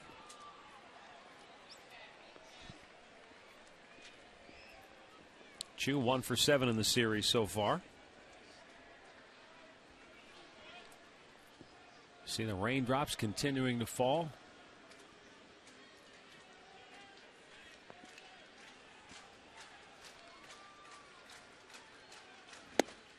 Swung on and missed, 0-2 the count.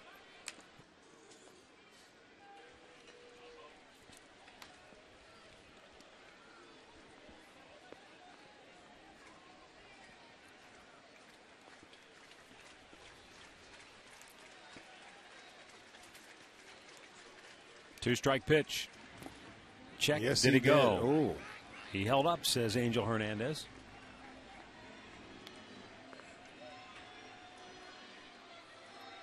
Let's check it out from the side, see what you think. Well, close.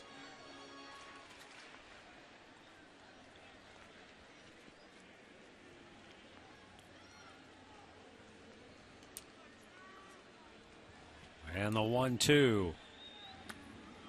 He checked again.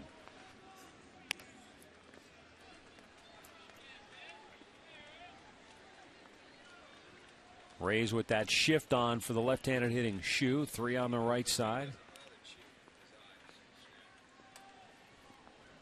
And now the 2-2 pitch. Got him to chase one up high.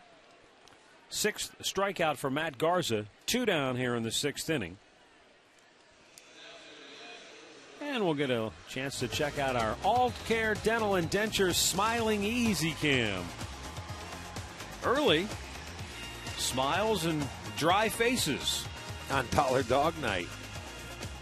Now it's damp Dollar Dog Night. 17 locations across northeastern Ohio. All Care Dental and Dentures make seeing the dentist easy.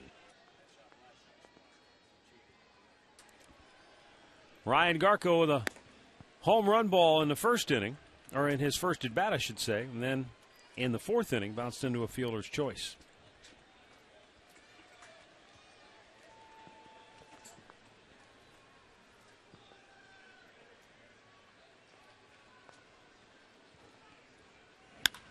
Hammered foul. That was the fastball, and boy, did he jump right out on it. When Garko homered in the second inning, it was the first home run Garza had given up to a right-handed batter all year. Well, he's letting it fly, isn't he? He turned on that heater, his best heater, 94 miles per hour. That one went back into the seats. And the count, a ball and 2 strikes.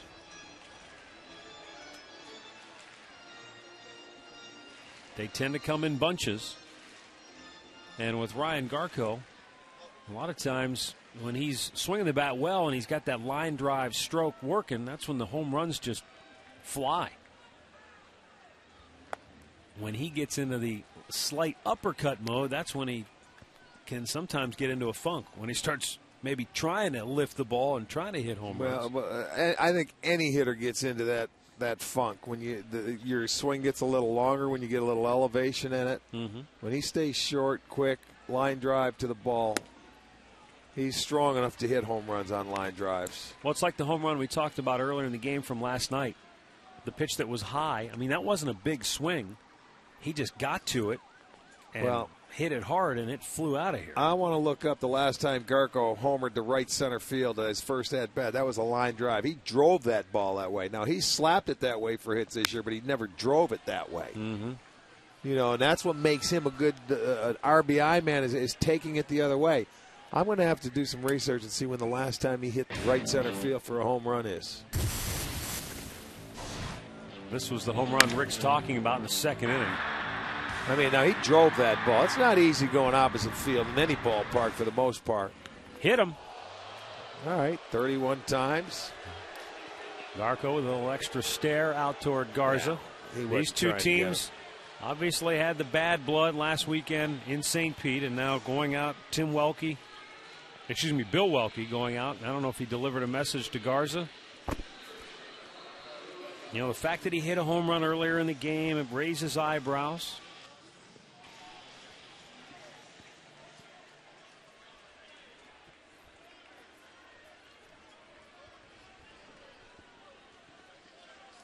Well, you just take off your protection, put down your bat, and go to first base.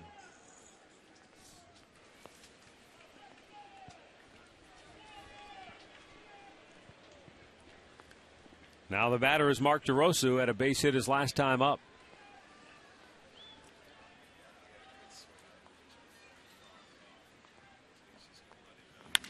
DeRosa hammers one. Right center field. Way back, and it is gone! Mark DeRosa hits the third home run of the night for the Indians. A 2-run shot, and it's 4-0 Cleveland. DeRosa's 8th home run of the year, and he now has 32 runs batted in. Tell you one thing, Matt, the Gathering House is making a killing tonight. That is good for them, and there's nothing better you can do as a hitter after a guy gets hit than to step up and hit one hard. And now he puts another ball middle of the plate, and Mark DeRosa puts a very good swing. All 3 home runs have come to right center field. All 4 runs have scored via the long ball, and the Indians take a 4-0 lead. Now Ben Francisco looks at a strike. So Mark DeRosa with a big blast. 3 Indians home runs tonight. And after Garko was plunked, DeRosa sends one out of the yard. 0-2 the count on Francisco.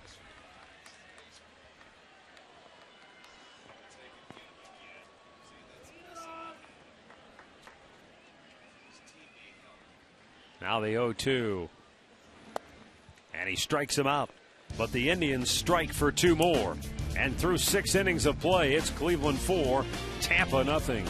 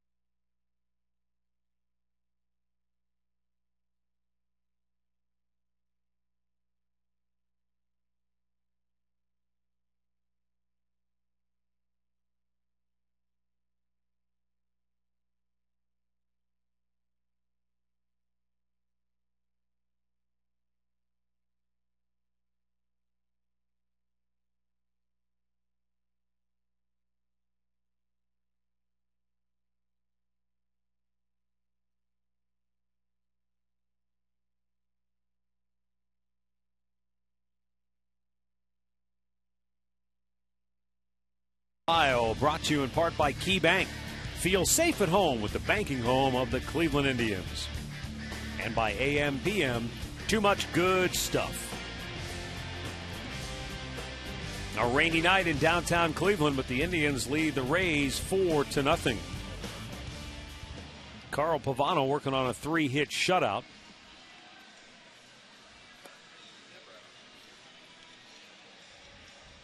He set the side down in order in the 6th inning as the grounds crew continues to try and repair the field between innings, applying the drying agent as much as possible.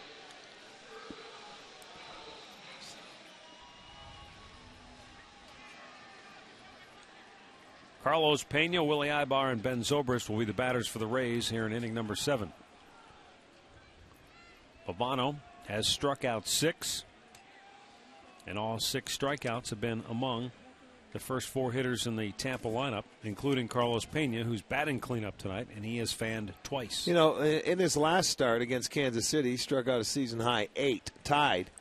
Both he had a start April 14th against Kansas City there that he struck out 8, so tonight is as good as I've seen Carl move the ball, not only in and out, but also up and down in the strike zone and change speeds. He's had outstanding control.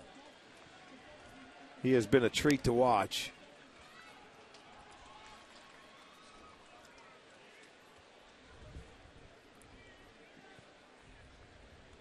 For Carlos Pena, he's still waiting for a fastball. Seems like every time he's been up there, he's been swinging at the changeup. Well, he's going to continue to get it. I mean, I think Carl will throw him a fastball, maybe up and out of the zone. Carlos Pena is a very good low ball hitter. And when you get a guy sitting on, he sees so many changeup, there's nothing wrong with changing his eye level. You can see 10 ground outs, 2 flyouts, and 6 punch outs. He got him there, though. There's a long fly ball to deep right field. And the American League's home run leader adds 1 more to his total. The 16th dinger on the year for Carlos Pena. And it's now a 4-1 ball game. That looked like it came off a changeup. And he finally got one, didn't he? Finally hit one. Pena, number 16. So back come the Rays. They answer with one of their own. But that's all right. It's a solo home run. Hanging curveball, I think. That snaps an 11-inning scoreless drought for Tampa. Going back to last night and the job Jeremy Sowers did with 5 scoreless innings of relief, and Pavano with 6 scoreless innings to start tonight's game. There's nothing wrong with you make a bad pitch and you got the guy that's leading the league in home runs that hits a home run. No big deal. It doesn't start a rally. You give him 1 run on a hit. Now you get back down to business. Willie Ibar back to the mound, and Pavano again equal to the task. 2 nice plays. 2 nice plays tonight.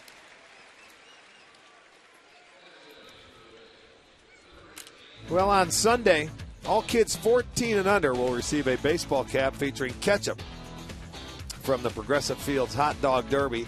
And also, the Yankees are going to be in town this weekend for a 4-game series. Kids, you can it's fun day. You can run the bases after the ball game, and they have pregame fun stuff out to do on the porch out there when you come in.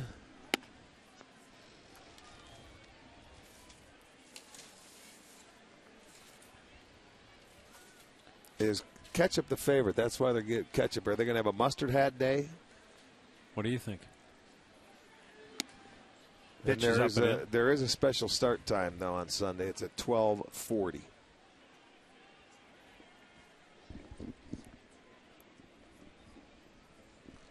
For Carl Pavano, this is the 7th time this year now in his 10th start that he's worked 6 innings or more.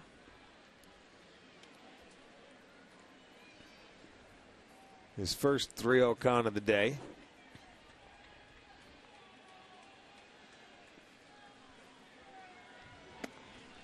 And he walks Ben Zobrist on 4 straight.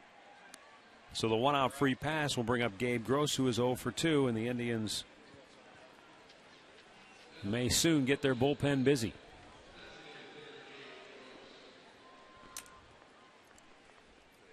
Don't forget, right now at stostuff.com, you can get Sports Time Ohio merchandise, and all bets are off T-shirt and STO hat, and also an STO talking bottle opener. All available for purchase right now at stostuff.com. Carl Willis in his first trip to the mound tonight. He's been able to sit back and really watch Carl Pavano go to work tonight. And he's allowed a homer and a walk here in the 7th with 1 out. And now Gabe Gross, 0 for 2, will be the batter.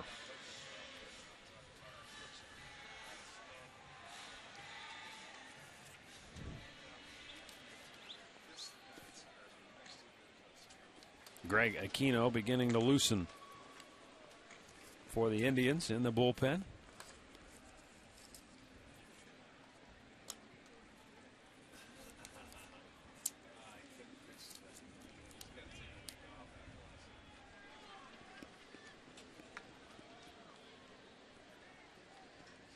Runner goes, pitch is low, throw to second, off the mark. Well, you know, even if they're losing, I'll tell you what, they stay aggressive. Zobrist's 4th stolen base of the year. I mean, they don't waste any time. 2nd stolen base of the night. That's on the first pitch. Let's go.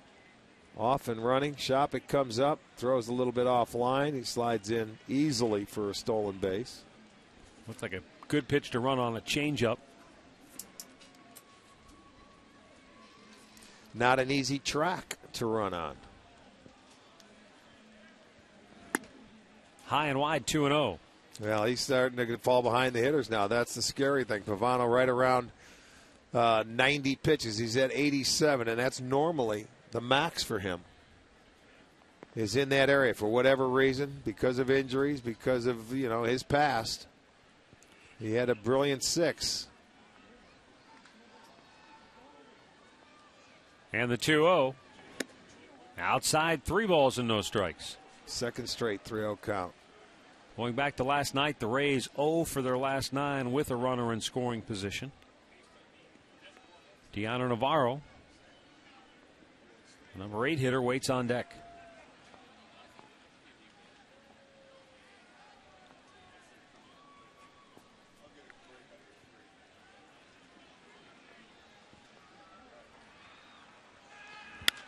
In the air, center field.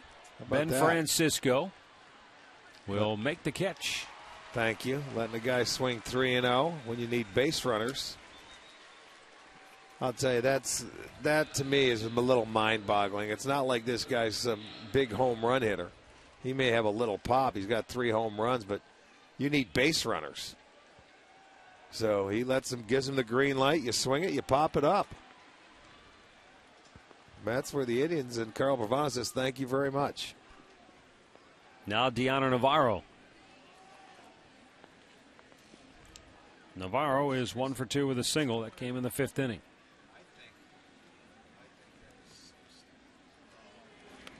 He tried to bunt one down and fouled it back.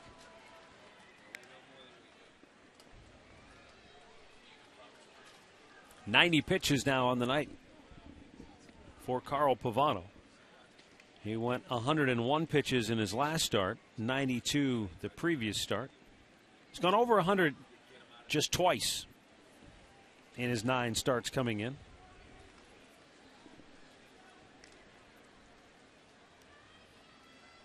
Here's the 0-1. And a strike call to make it 0-2.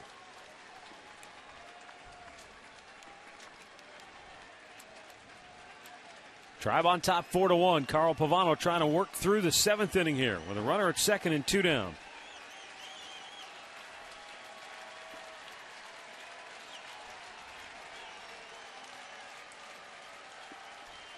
And his 0-2 pitch to Deanna Navarro is popped up on the infield. Shading their eyes from the raindrops, and Asdrubal Cabrera makes the catch, and the inning is over. Rays get on the board, but Carl Pavano has given the Tribe 7 strong innings tonight, and they lead it 4-1.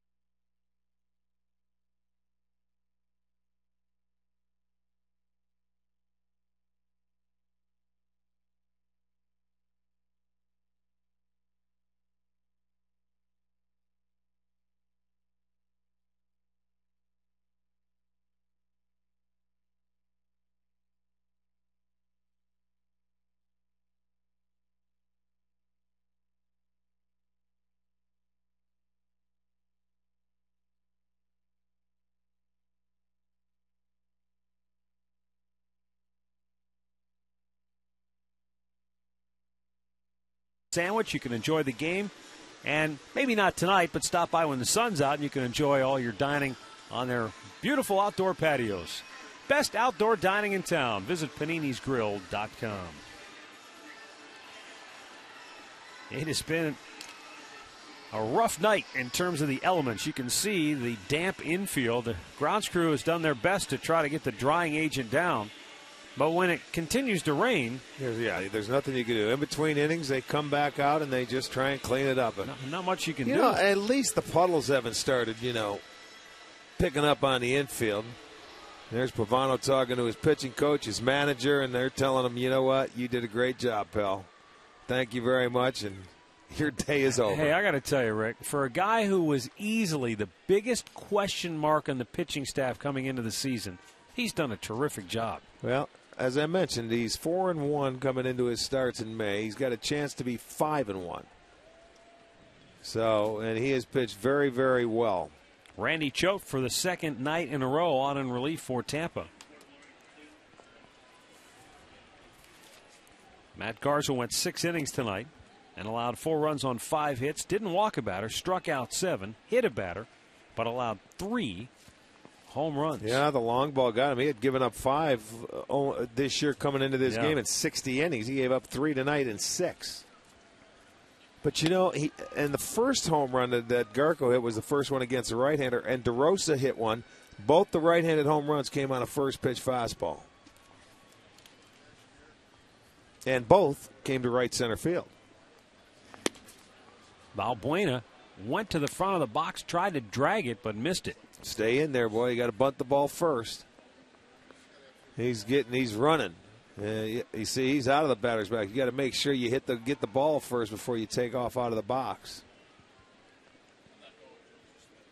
Randy Choate made his Tampa debut last night, pitching in the 9th inning, and only faced the 1 batter. You may recall that was a key turning point in the game. Shin-Soo Choo sent a ground ball to short. It could have been a game-ending double play. But the shortstop Brignac's throw was wide of the mark at second. They didn't get anybody out. And then the Indians would rally to win it.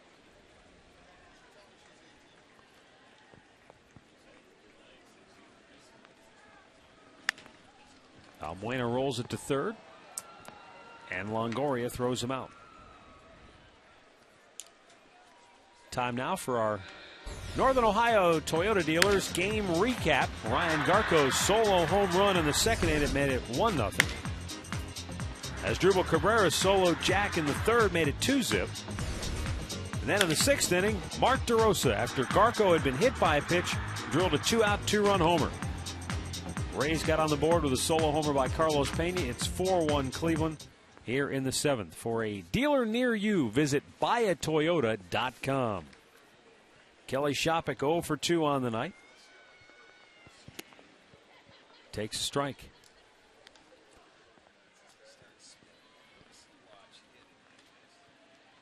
Bottom of the 7th inning, Tribe leads it 4-1.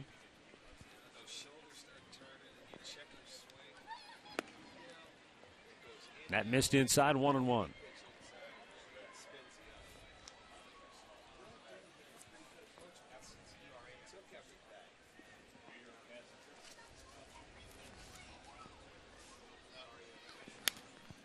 Right back, 1-2. Randy Choate is 33 years old. I mentioned last night, started his big league career with the Yankees and appeared in 2 postseasons with New York. When they lost Brian Schaus to the DL, they decided to call up Choate, who might be able to help them out. This ball's hit pretty well. Deep left field. Up it goes. Gone to Souvenir City. Kelly Shopik's 4th home run of the year. And it's the 4th home run of the night for Cleveland. And they now lead it 5-1. The long ball has returned, Matty. Boy, you're not kidding, pal. I mean, it's back in big fashion here. The 4th homer. Gorilla ball. Of the season. Or of the game, and that's a little breaking ball, boy. It stayed on the inner half, and Shopik just turns, hits it into the seats. Shouldn't be too much of a fight for that ball out there because they all left out in the bleachers. So it is now a 5-1 game. They jump right back and get that one run that Pena put on the board with his one swing of the bat. You could see on our replay the minute Shopik made contact, Randy Choate turned, and as he watched the ball, he yelled something. Probably not something you'd want to air on TV, but he knew immediately that that ball was not coming back.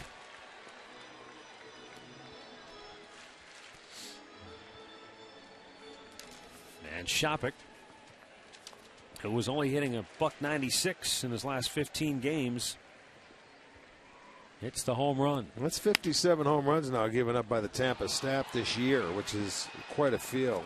Longoria throws out Cabrera 2 away. Well, follow the Tribe on your iPhone and iPod touchpad with MLB.com at @bat 2009. This great new application features play-by-play, video highlights, and live audio broadcasts. Visit Indians.com on your iPhone or iPod touch to purchase this application today.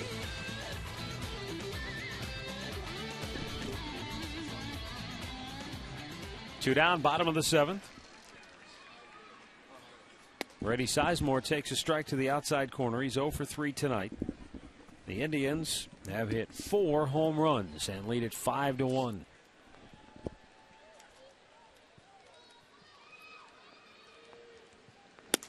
Outside, 1 ball, 1 strike.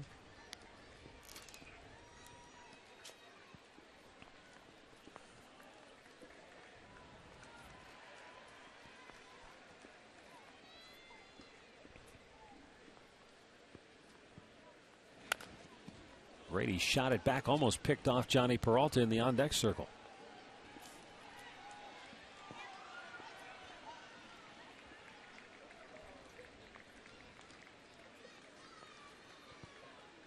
Same 2 teams tomorrow night here at Progressive Field. Rick and I will have it for you right here on Sports Time Ohio, beginning at 7 o'clock. And then the series wraps up Thursday with a 12 o'clock game. Swung out and missed, and the inning is over. The Indians have played long ball tonight. 4 home runs on the evening, and they lead it 5-1 as we go to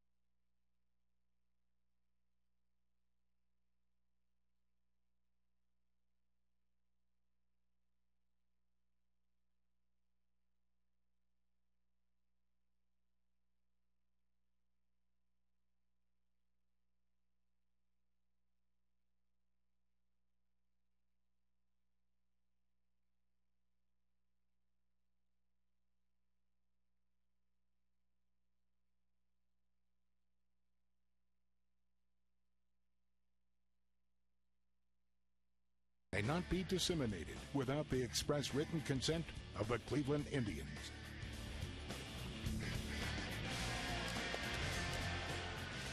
We go to the 8th inning here at rain-soaked Progressive Field, where the Indians have hit 4 homers tonight. They lead it 5-1.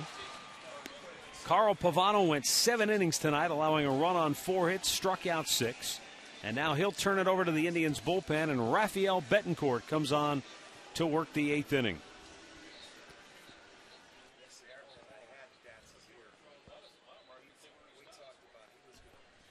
Betancourt for the 23rd time this year.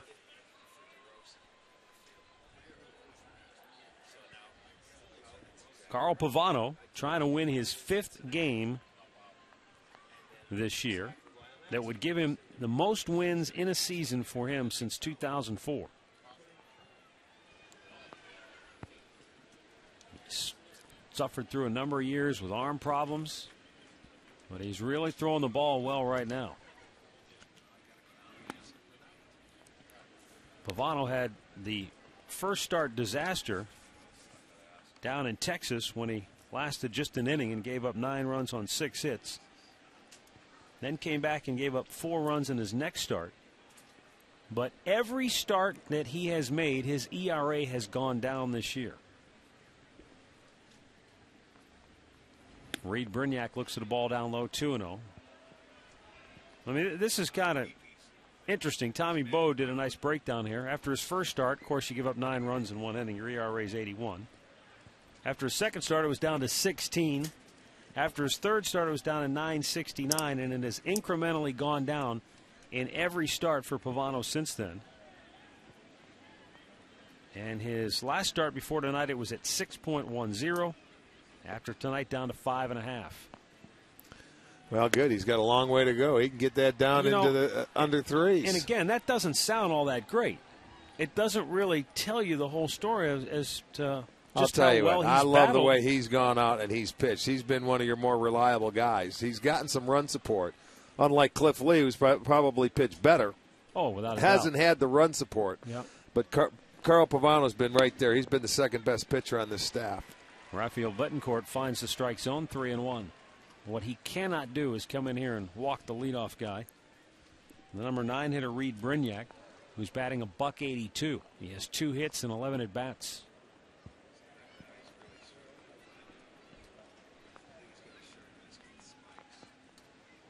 There's the set.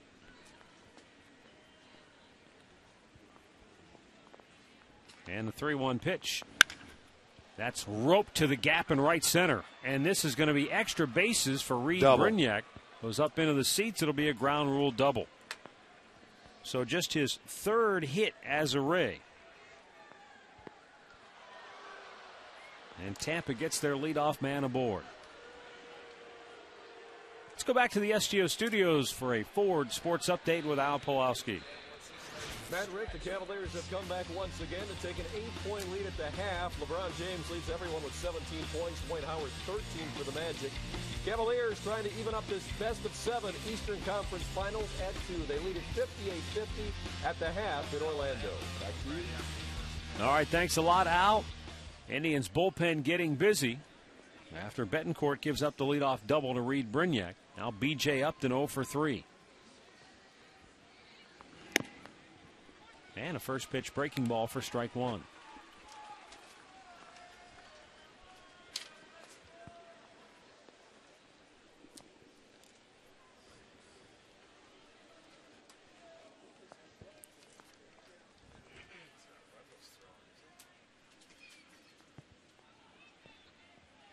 The 0-1 swung on and missed. Upton came up short 0-2.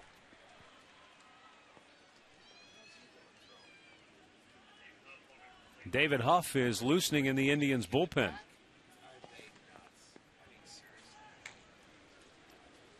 There has been some speculation as to whether or not Huff would make the next start in the Indians rotation.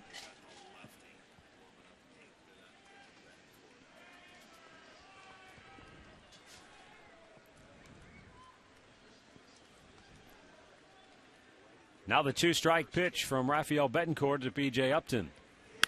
Popped him up, foul, and out of play. Indians have not announced their starter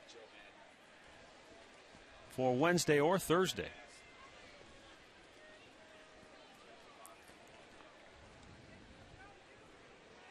Well, which is what, tomorrow? We'll come and see who's towing the rubber. We'll be ready.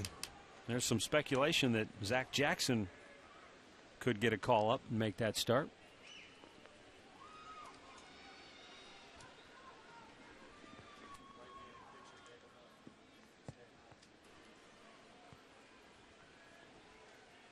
The 0-2.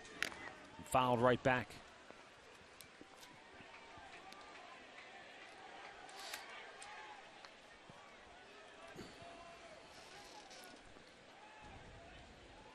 Ooh. Shopik taking it right off the mask. He's got his hand already up and says, give me the baseball. Betancourt trying to take care of Upton here for the first out in the 8th inning.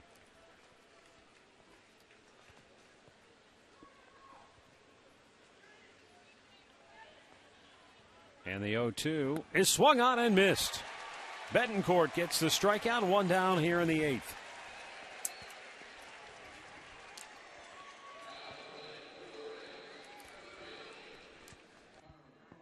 It's going to be our McDonald's. I'm loving it. It's a nice slider coming over to get B.J. Upton to swing over the top of it, and Betancourt gets the first out here in the 8th inning on a strikeout.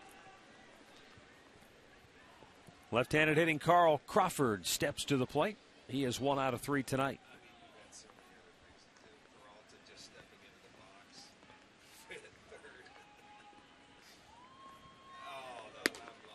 Pitch outside for ball 1.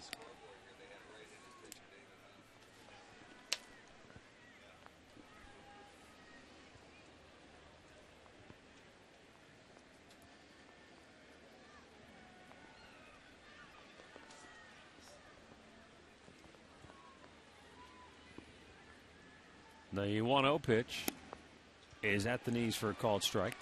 Speaking of speculation and future starters, well, there's been a lot said and written about Hector Rondon, who has pitched very well this year at AA Akron.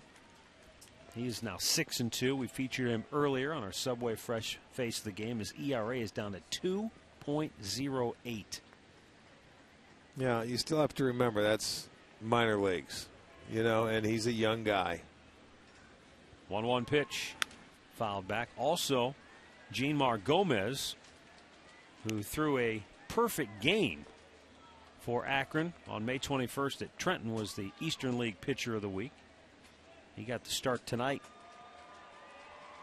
in Akron, although I don't know if they were able to play with the rain or not. Be interesting to see what he does after coming off a perfect game. Well, he's 4-0, and he's only given up 1 run in 29 well, innings. he jumped to AA and then proved it was like lights out. That's why I said it'd be interesting to see what he does tonight after that perfect game. But again, doesn't seem to be any rush to move these guys up the ladder.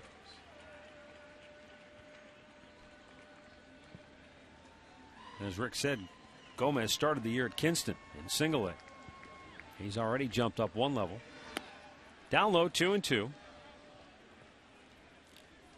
And for Rondon, I think it will be interesting to see if he moves up to AAA or if he would be a guy at some point this year would make the jump from AA right to the big leagues. You know, we'd have to ask somebody, you know, in the front office and, you know, where his maturity level's at down there. I know they love his arm. He's got a great arm, but, you know, mentally you got to see where this kid's at. If you come up to the big leagues and you get hit around, how do you handle it? We'd have to talk to somebody and figure it out. Here's the 2-2 coming up. Outside, full count. Well, I think back to, and again, I mean, every pitcher's different. Some guys have made those jumps before. I was thinking about Jair Jurgens. Didn't he go AA right to the big leagues? Well, so did Verlander. Remember, he made his first start here. They called him up from Erie. He pretty much, you can make that jump from AA to the big leagues. You really can. I mean, if you've got good enough stuff. If you've got good enough stuff, you can do it. You're right. You don't need to make a stop at AAA. It's the mental makeup you got to worry about. Big pitch for Betancourt right here. 3-2, he missed, and he's walked him. And the tying run comes to the plate. 2 on, 1 out, and Evan Longoria will be the batter. Well, visit any of the Northeast Ohio Indians team shop locations, including the new team shop at the Strip in North Canton. Indians Team Shop's your source for game tickets and authentic Indians merchandise.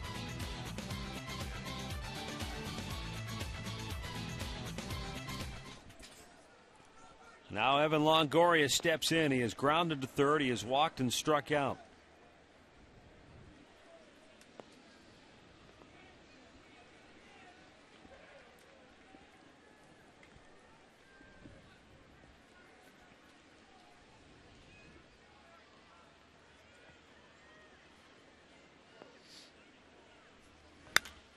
High fly ball. Goes after the first pitch and into center field. Ben Francisco will make the catch. 2 down.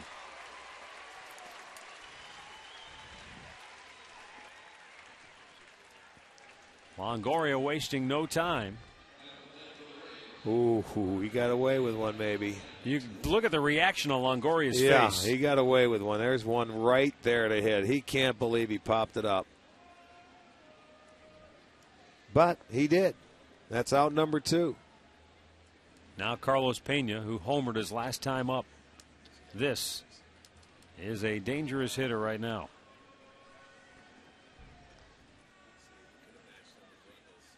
"5-1 Indians on top."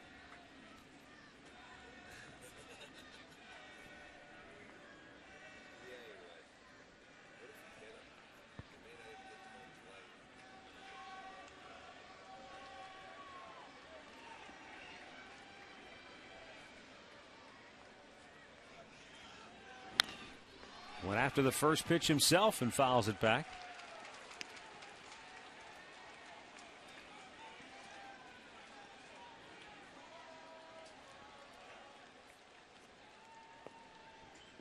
Pena, for a guy who has walked at least one time in 11 straight games, has been rather aggressive in his approach tonight. 2 strikeouts, homered his last time up.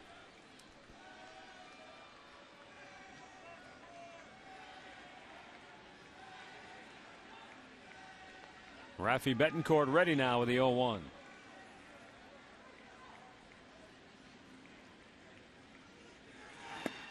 And a strike called, 0-2.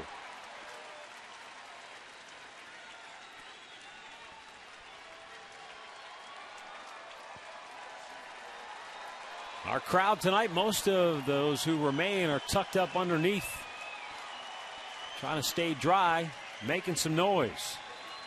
I want to see Rafi Betancourt finish him off here in the 8th.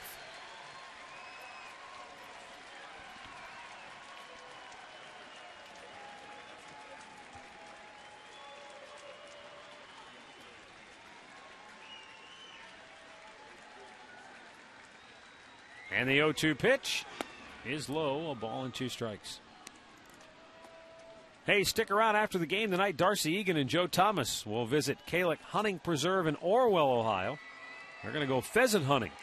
Browns center Hank Fraley will join the guys along with each of their retrievers. That's Outdoors Ohio tonight after the game right here on STO.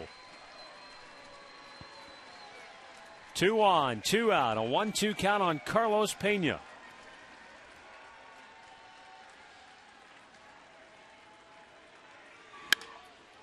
Hit to right field. Back goes Chu, makes the catch, and the inning is over. Betancourt works out of trouble and will go to the bottom of the 8th inning. 5-1 Cleveland.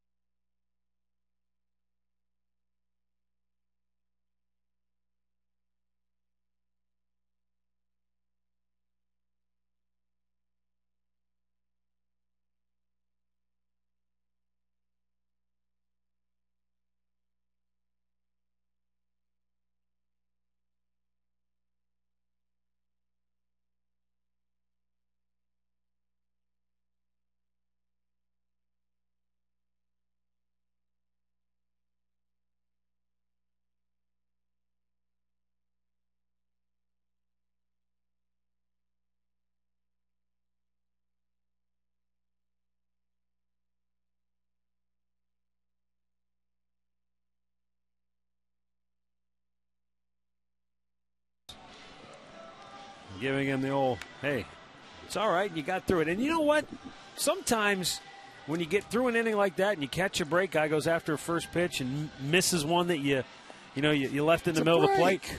Hey, how many times had you didn't get that break earlier in the season? This bullpen, every mistake they made got just crushed and hammered. You can't be perfect every night. You get your job done. You don't give up a run. You get out of the inning unscathed. Okay, now you build on it. So.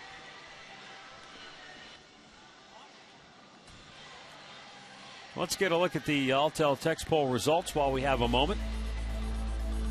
The majority of our audience, although a lot of you really enjoyed last night's come-from-behind win, but the majority down 12-2 to the Mariners in the 7th inning back in 0-1. That was incredible. Yeah. You know, I never got to finish. I was telling you, what I remember about that game is I was working on radio with Hammy and Mike Hegan. I stopped keeping score. We keep, a lot of people don't realize we keep our own scorecards during the game just for our own reference so we can look back. I stopped keeping score because this thing's over. This is a lost cause. And then all of a sudden, that 7th and 8th inning, it got so crazy, I was trying to catch up. Never can catch up, pal. And if you do, you're going to make a mistake. Here's Johnny Peralta looking at Well, a ball I talked inside. to a lot of people today, and I'm talking about that works here at the ballpark and everything, and I said, I know you guys turned the channel. You turned us off, didn't you? And they said, well, I turned it off and it was 10-0. Some said 10-2. Some said 10-4. But, a lot of people, when you see a game like that, you turn it off and you don't expect to come back. Evan Longoria at third base will throw out Johnny Peralta one down. But I'll tell you one thing. Those people that stayed here, whatever it was 2000 or whatever, they had a ball, man. They were loud. They enjoyed it. There's Omar. He's going to hit the triple. That tied the game in the 9th inning at 14-all.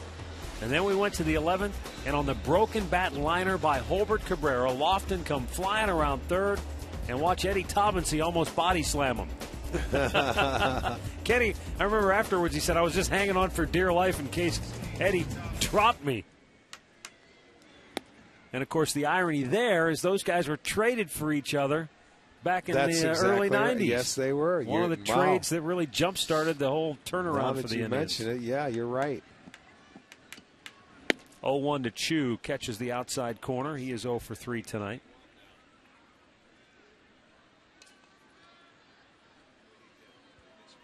This scoreboard update brought to you by Coors Light. Frost brewed Coors Light, the world's most refreshing beer. Still 0-2 on Shin-Soo Choo.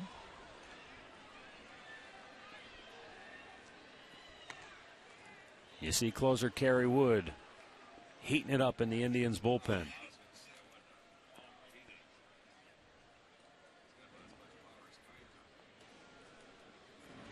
Breaking ball hit to the shortstop, Brignac.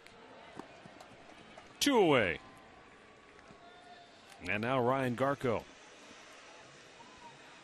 Garco homered in the 2nd inning. And then his last time up, he was hit by a pitch. Arched a few eyebrows. And then the next man up, Mark DeRosa, sent a screamer out of here to right center.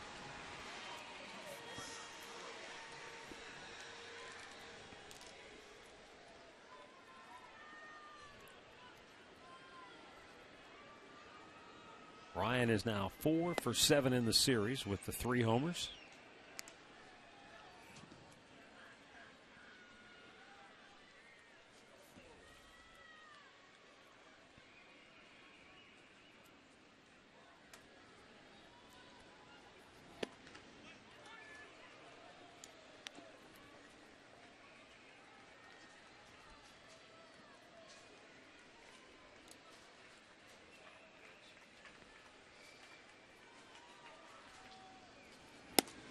Talking about last night's game, I was somewhat surprised at how many people that I either A, heard from, or B, saw comments online from people who ended up watching the game not because they thought the Indians were going to come back, just because they were almost wallowing in self-misery. And they just wanted to, I'm just going to stick it out right to the bitter end. And what happens? Those are some stubborn people. They were rewarded with an incredible come-from-behind win. Well, that happens, let me see, 3 times in the last 25 years? if you're with the Indians. So those are some troopers, man. If they sit there to watch. This is how it ended. That's Victor the base Martinez hit. plating a pair, including Jamie Carroll with the winner. You know, it's a great win if you win it. It's a bad loss when you lose it. And overall, it was a bad baseball game with 19 walks and just the way things were, you know, the number of pitches and things like that. It was like a Little League game is what it was. But, I mean, this, you know, could be the stepping stone for the Indians, man, to turn it around.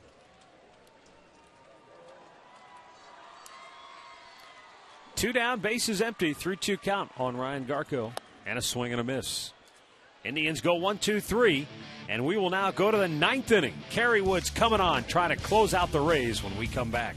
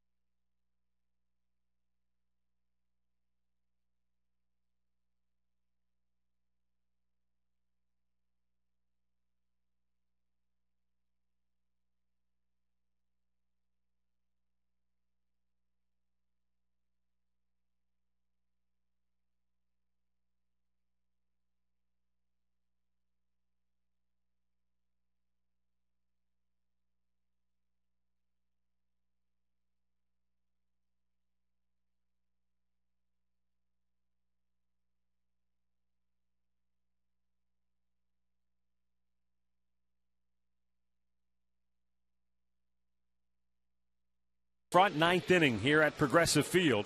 Indians trying to make it 2 in a row over the Tampa Bay Rays. Willie Ibar, Ben Zobrist, and Gabe Gross, the scheduled hitters, to face Kerry Wood, who makes his 18th appearance of the year.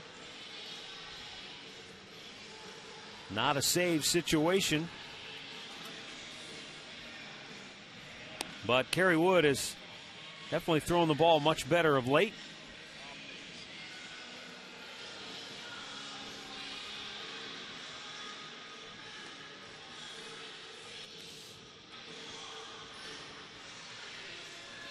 And it looks like he will indeed face Ibar and Zobrist, at least to start the inning. Let's get a look at our Northern Ohio Buick Pontiac GMC performance of the game. Well, look no further than starter Carl Pavano. Just a very nice ball game, 7 innings, 4 hits. This is the 1 run, a home run to Pena. Couple of walks, 6 strikeouts, and how about 20 of 26 first pitch strikes? That's where he's been so efficient. And boy, after last night's game, this one seems like it's flying by. Willie Ibar will step to the plate 0 for 3 tonight.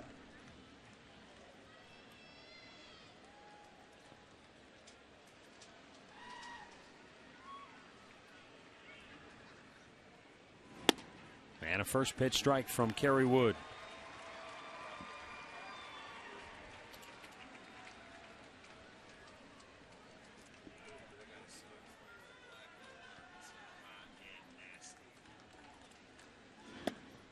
Nothing into the count.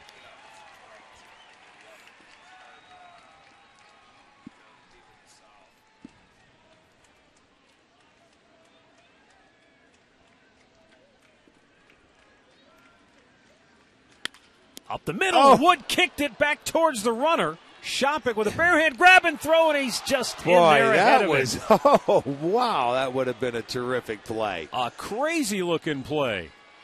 I mean, you know what? Kerrywood kicked that ball. He just couldn't find it. But Shopik never gave up on it. He went out and tried to make a toss and throw, sliding on his knees. It was actually a great effort. Watch where the ball goes now, and Wood's going to look for it. Great kick save. Now where'd it go? Here comes Shopik running out from behind the plate. He sees it. Slide, get up, throw. Boy, that's a great effort. Goes an infield single. And it brings up Ben Zobrist, who has doubled, walked, and grounded out tonight.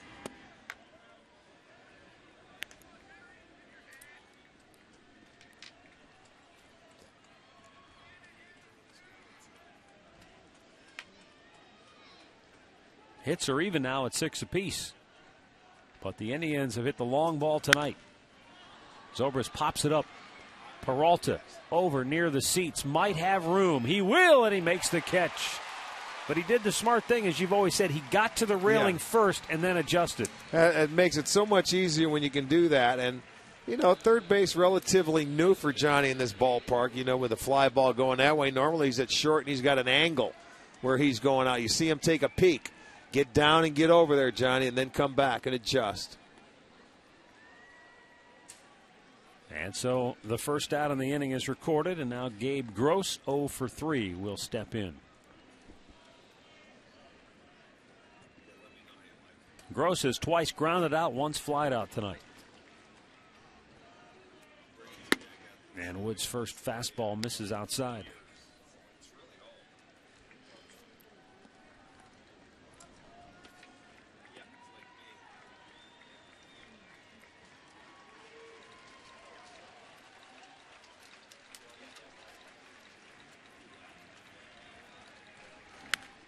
Back to the screen it goes.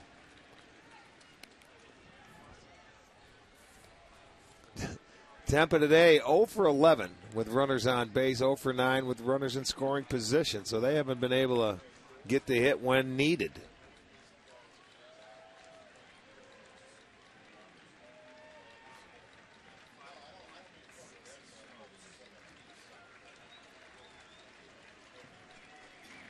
Down and in. 2-1.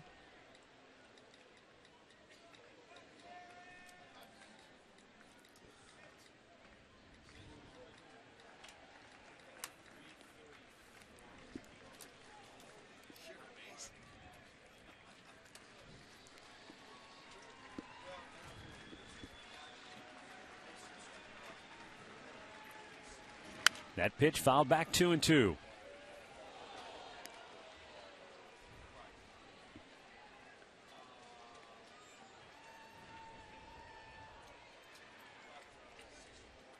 Ibar, the runner at first base, with 1 out. And Gabe Gross, the batter, with a 2-2 count.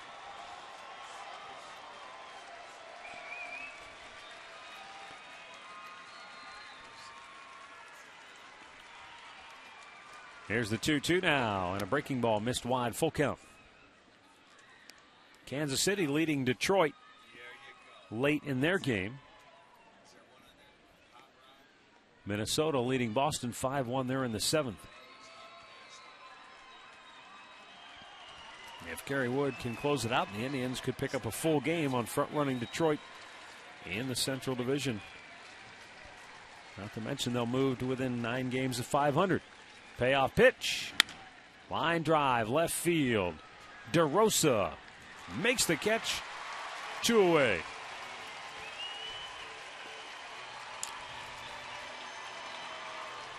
Stay tuned after the ball game for the Conrad's Tire Express and Total Car Care post-game show. We'll look back at the highlights, talk with one of the heroes from tonight's game, and we'll get you all set up for Game 3 in this 4-game series, which comes your way tomorrow night.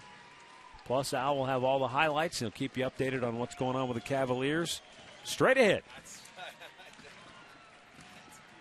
Deanna Navarro, 1 out of 3 tonight.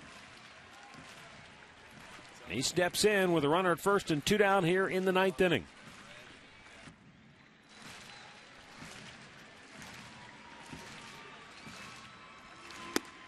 Checks on the ball up high.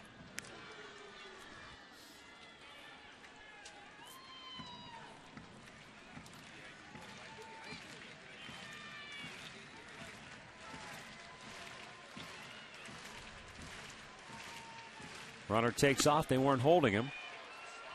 That'll be indifference. No stolen base credited. Went too far, did Navarro, and the count is 1-1. Now Shopik out to talk to Wood about the signs.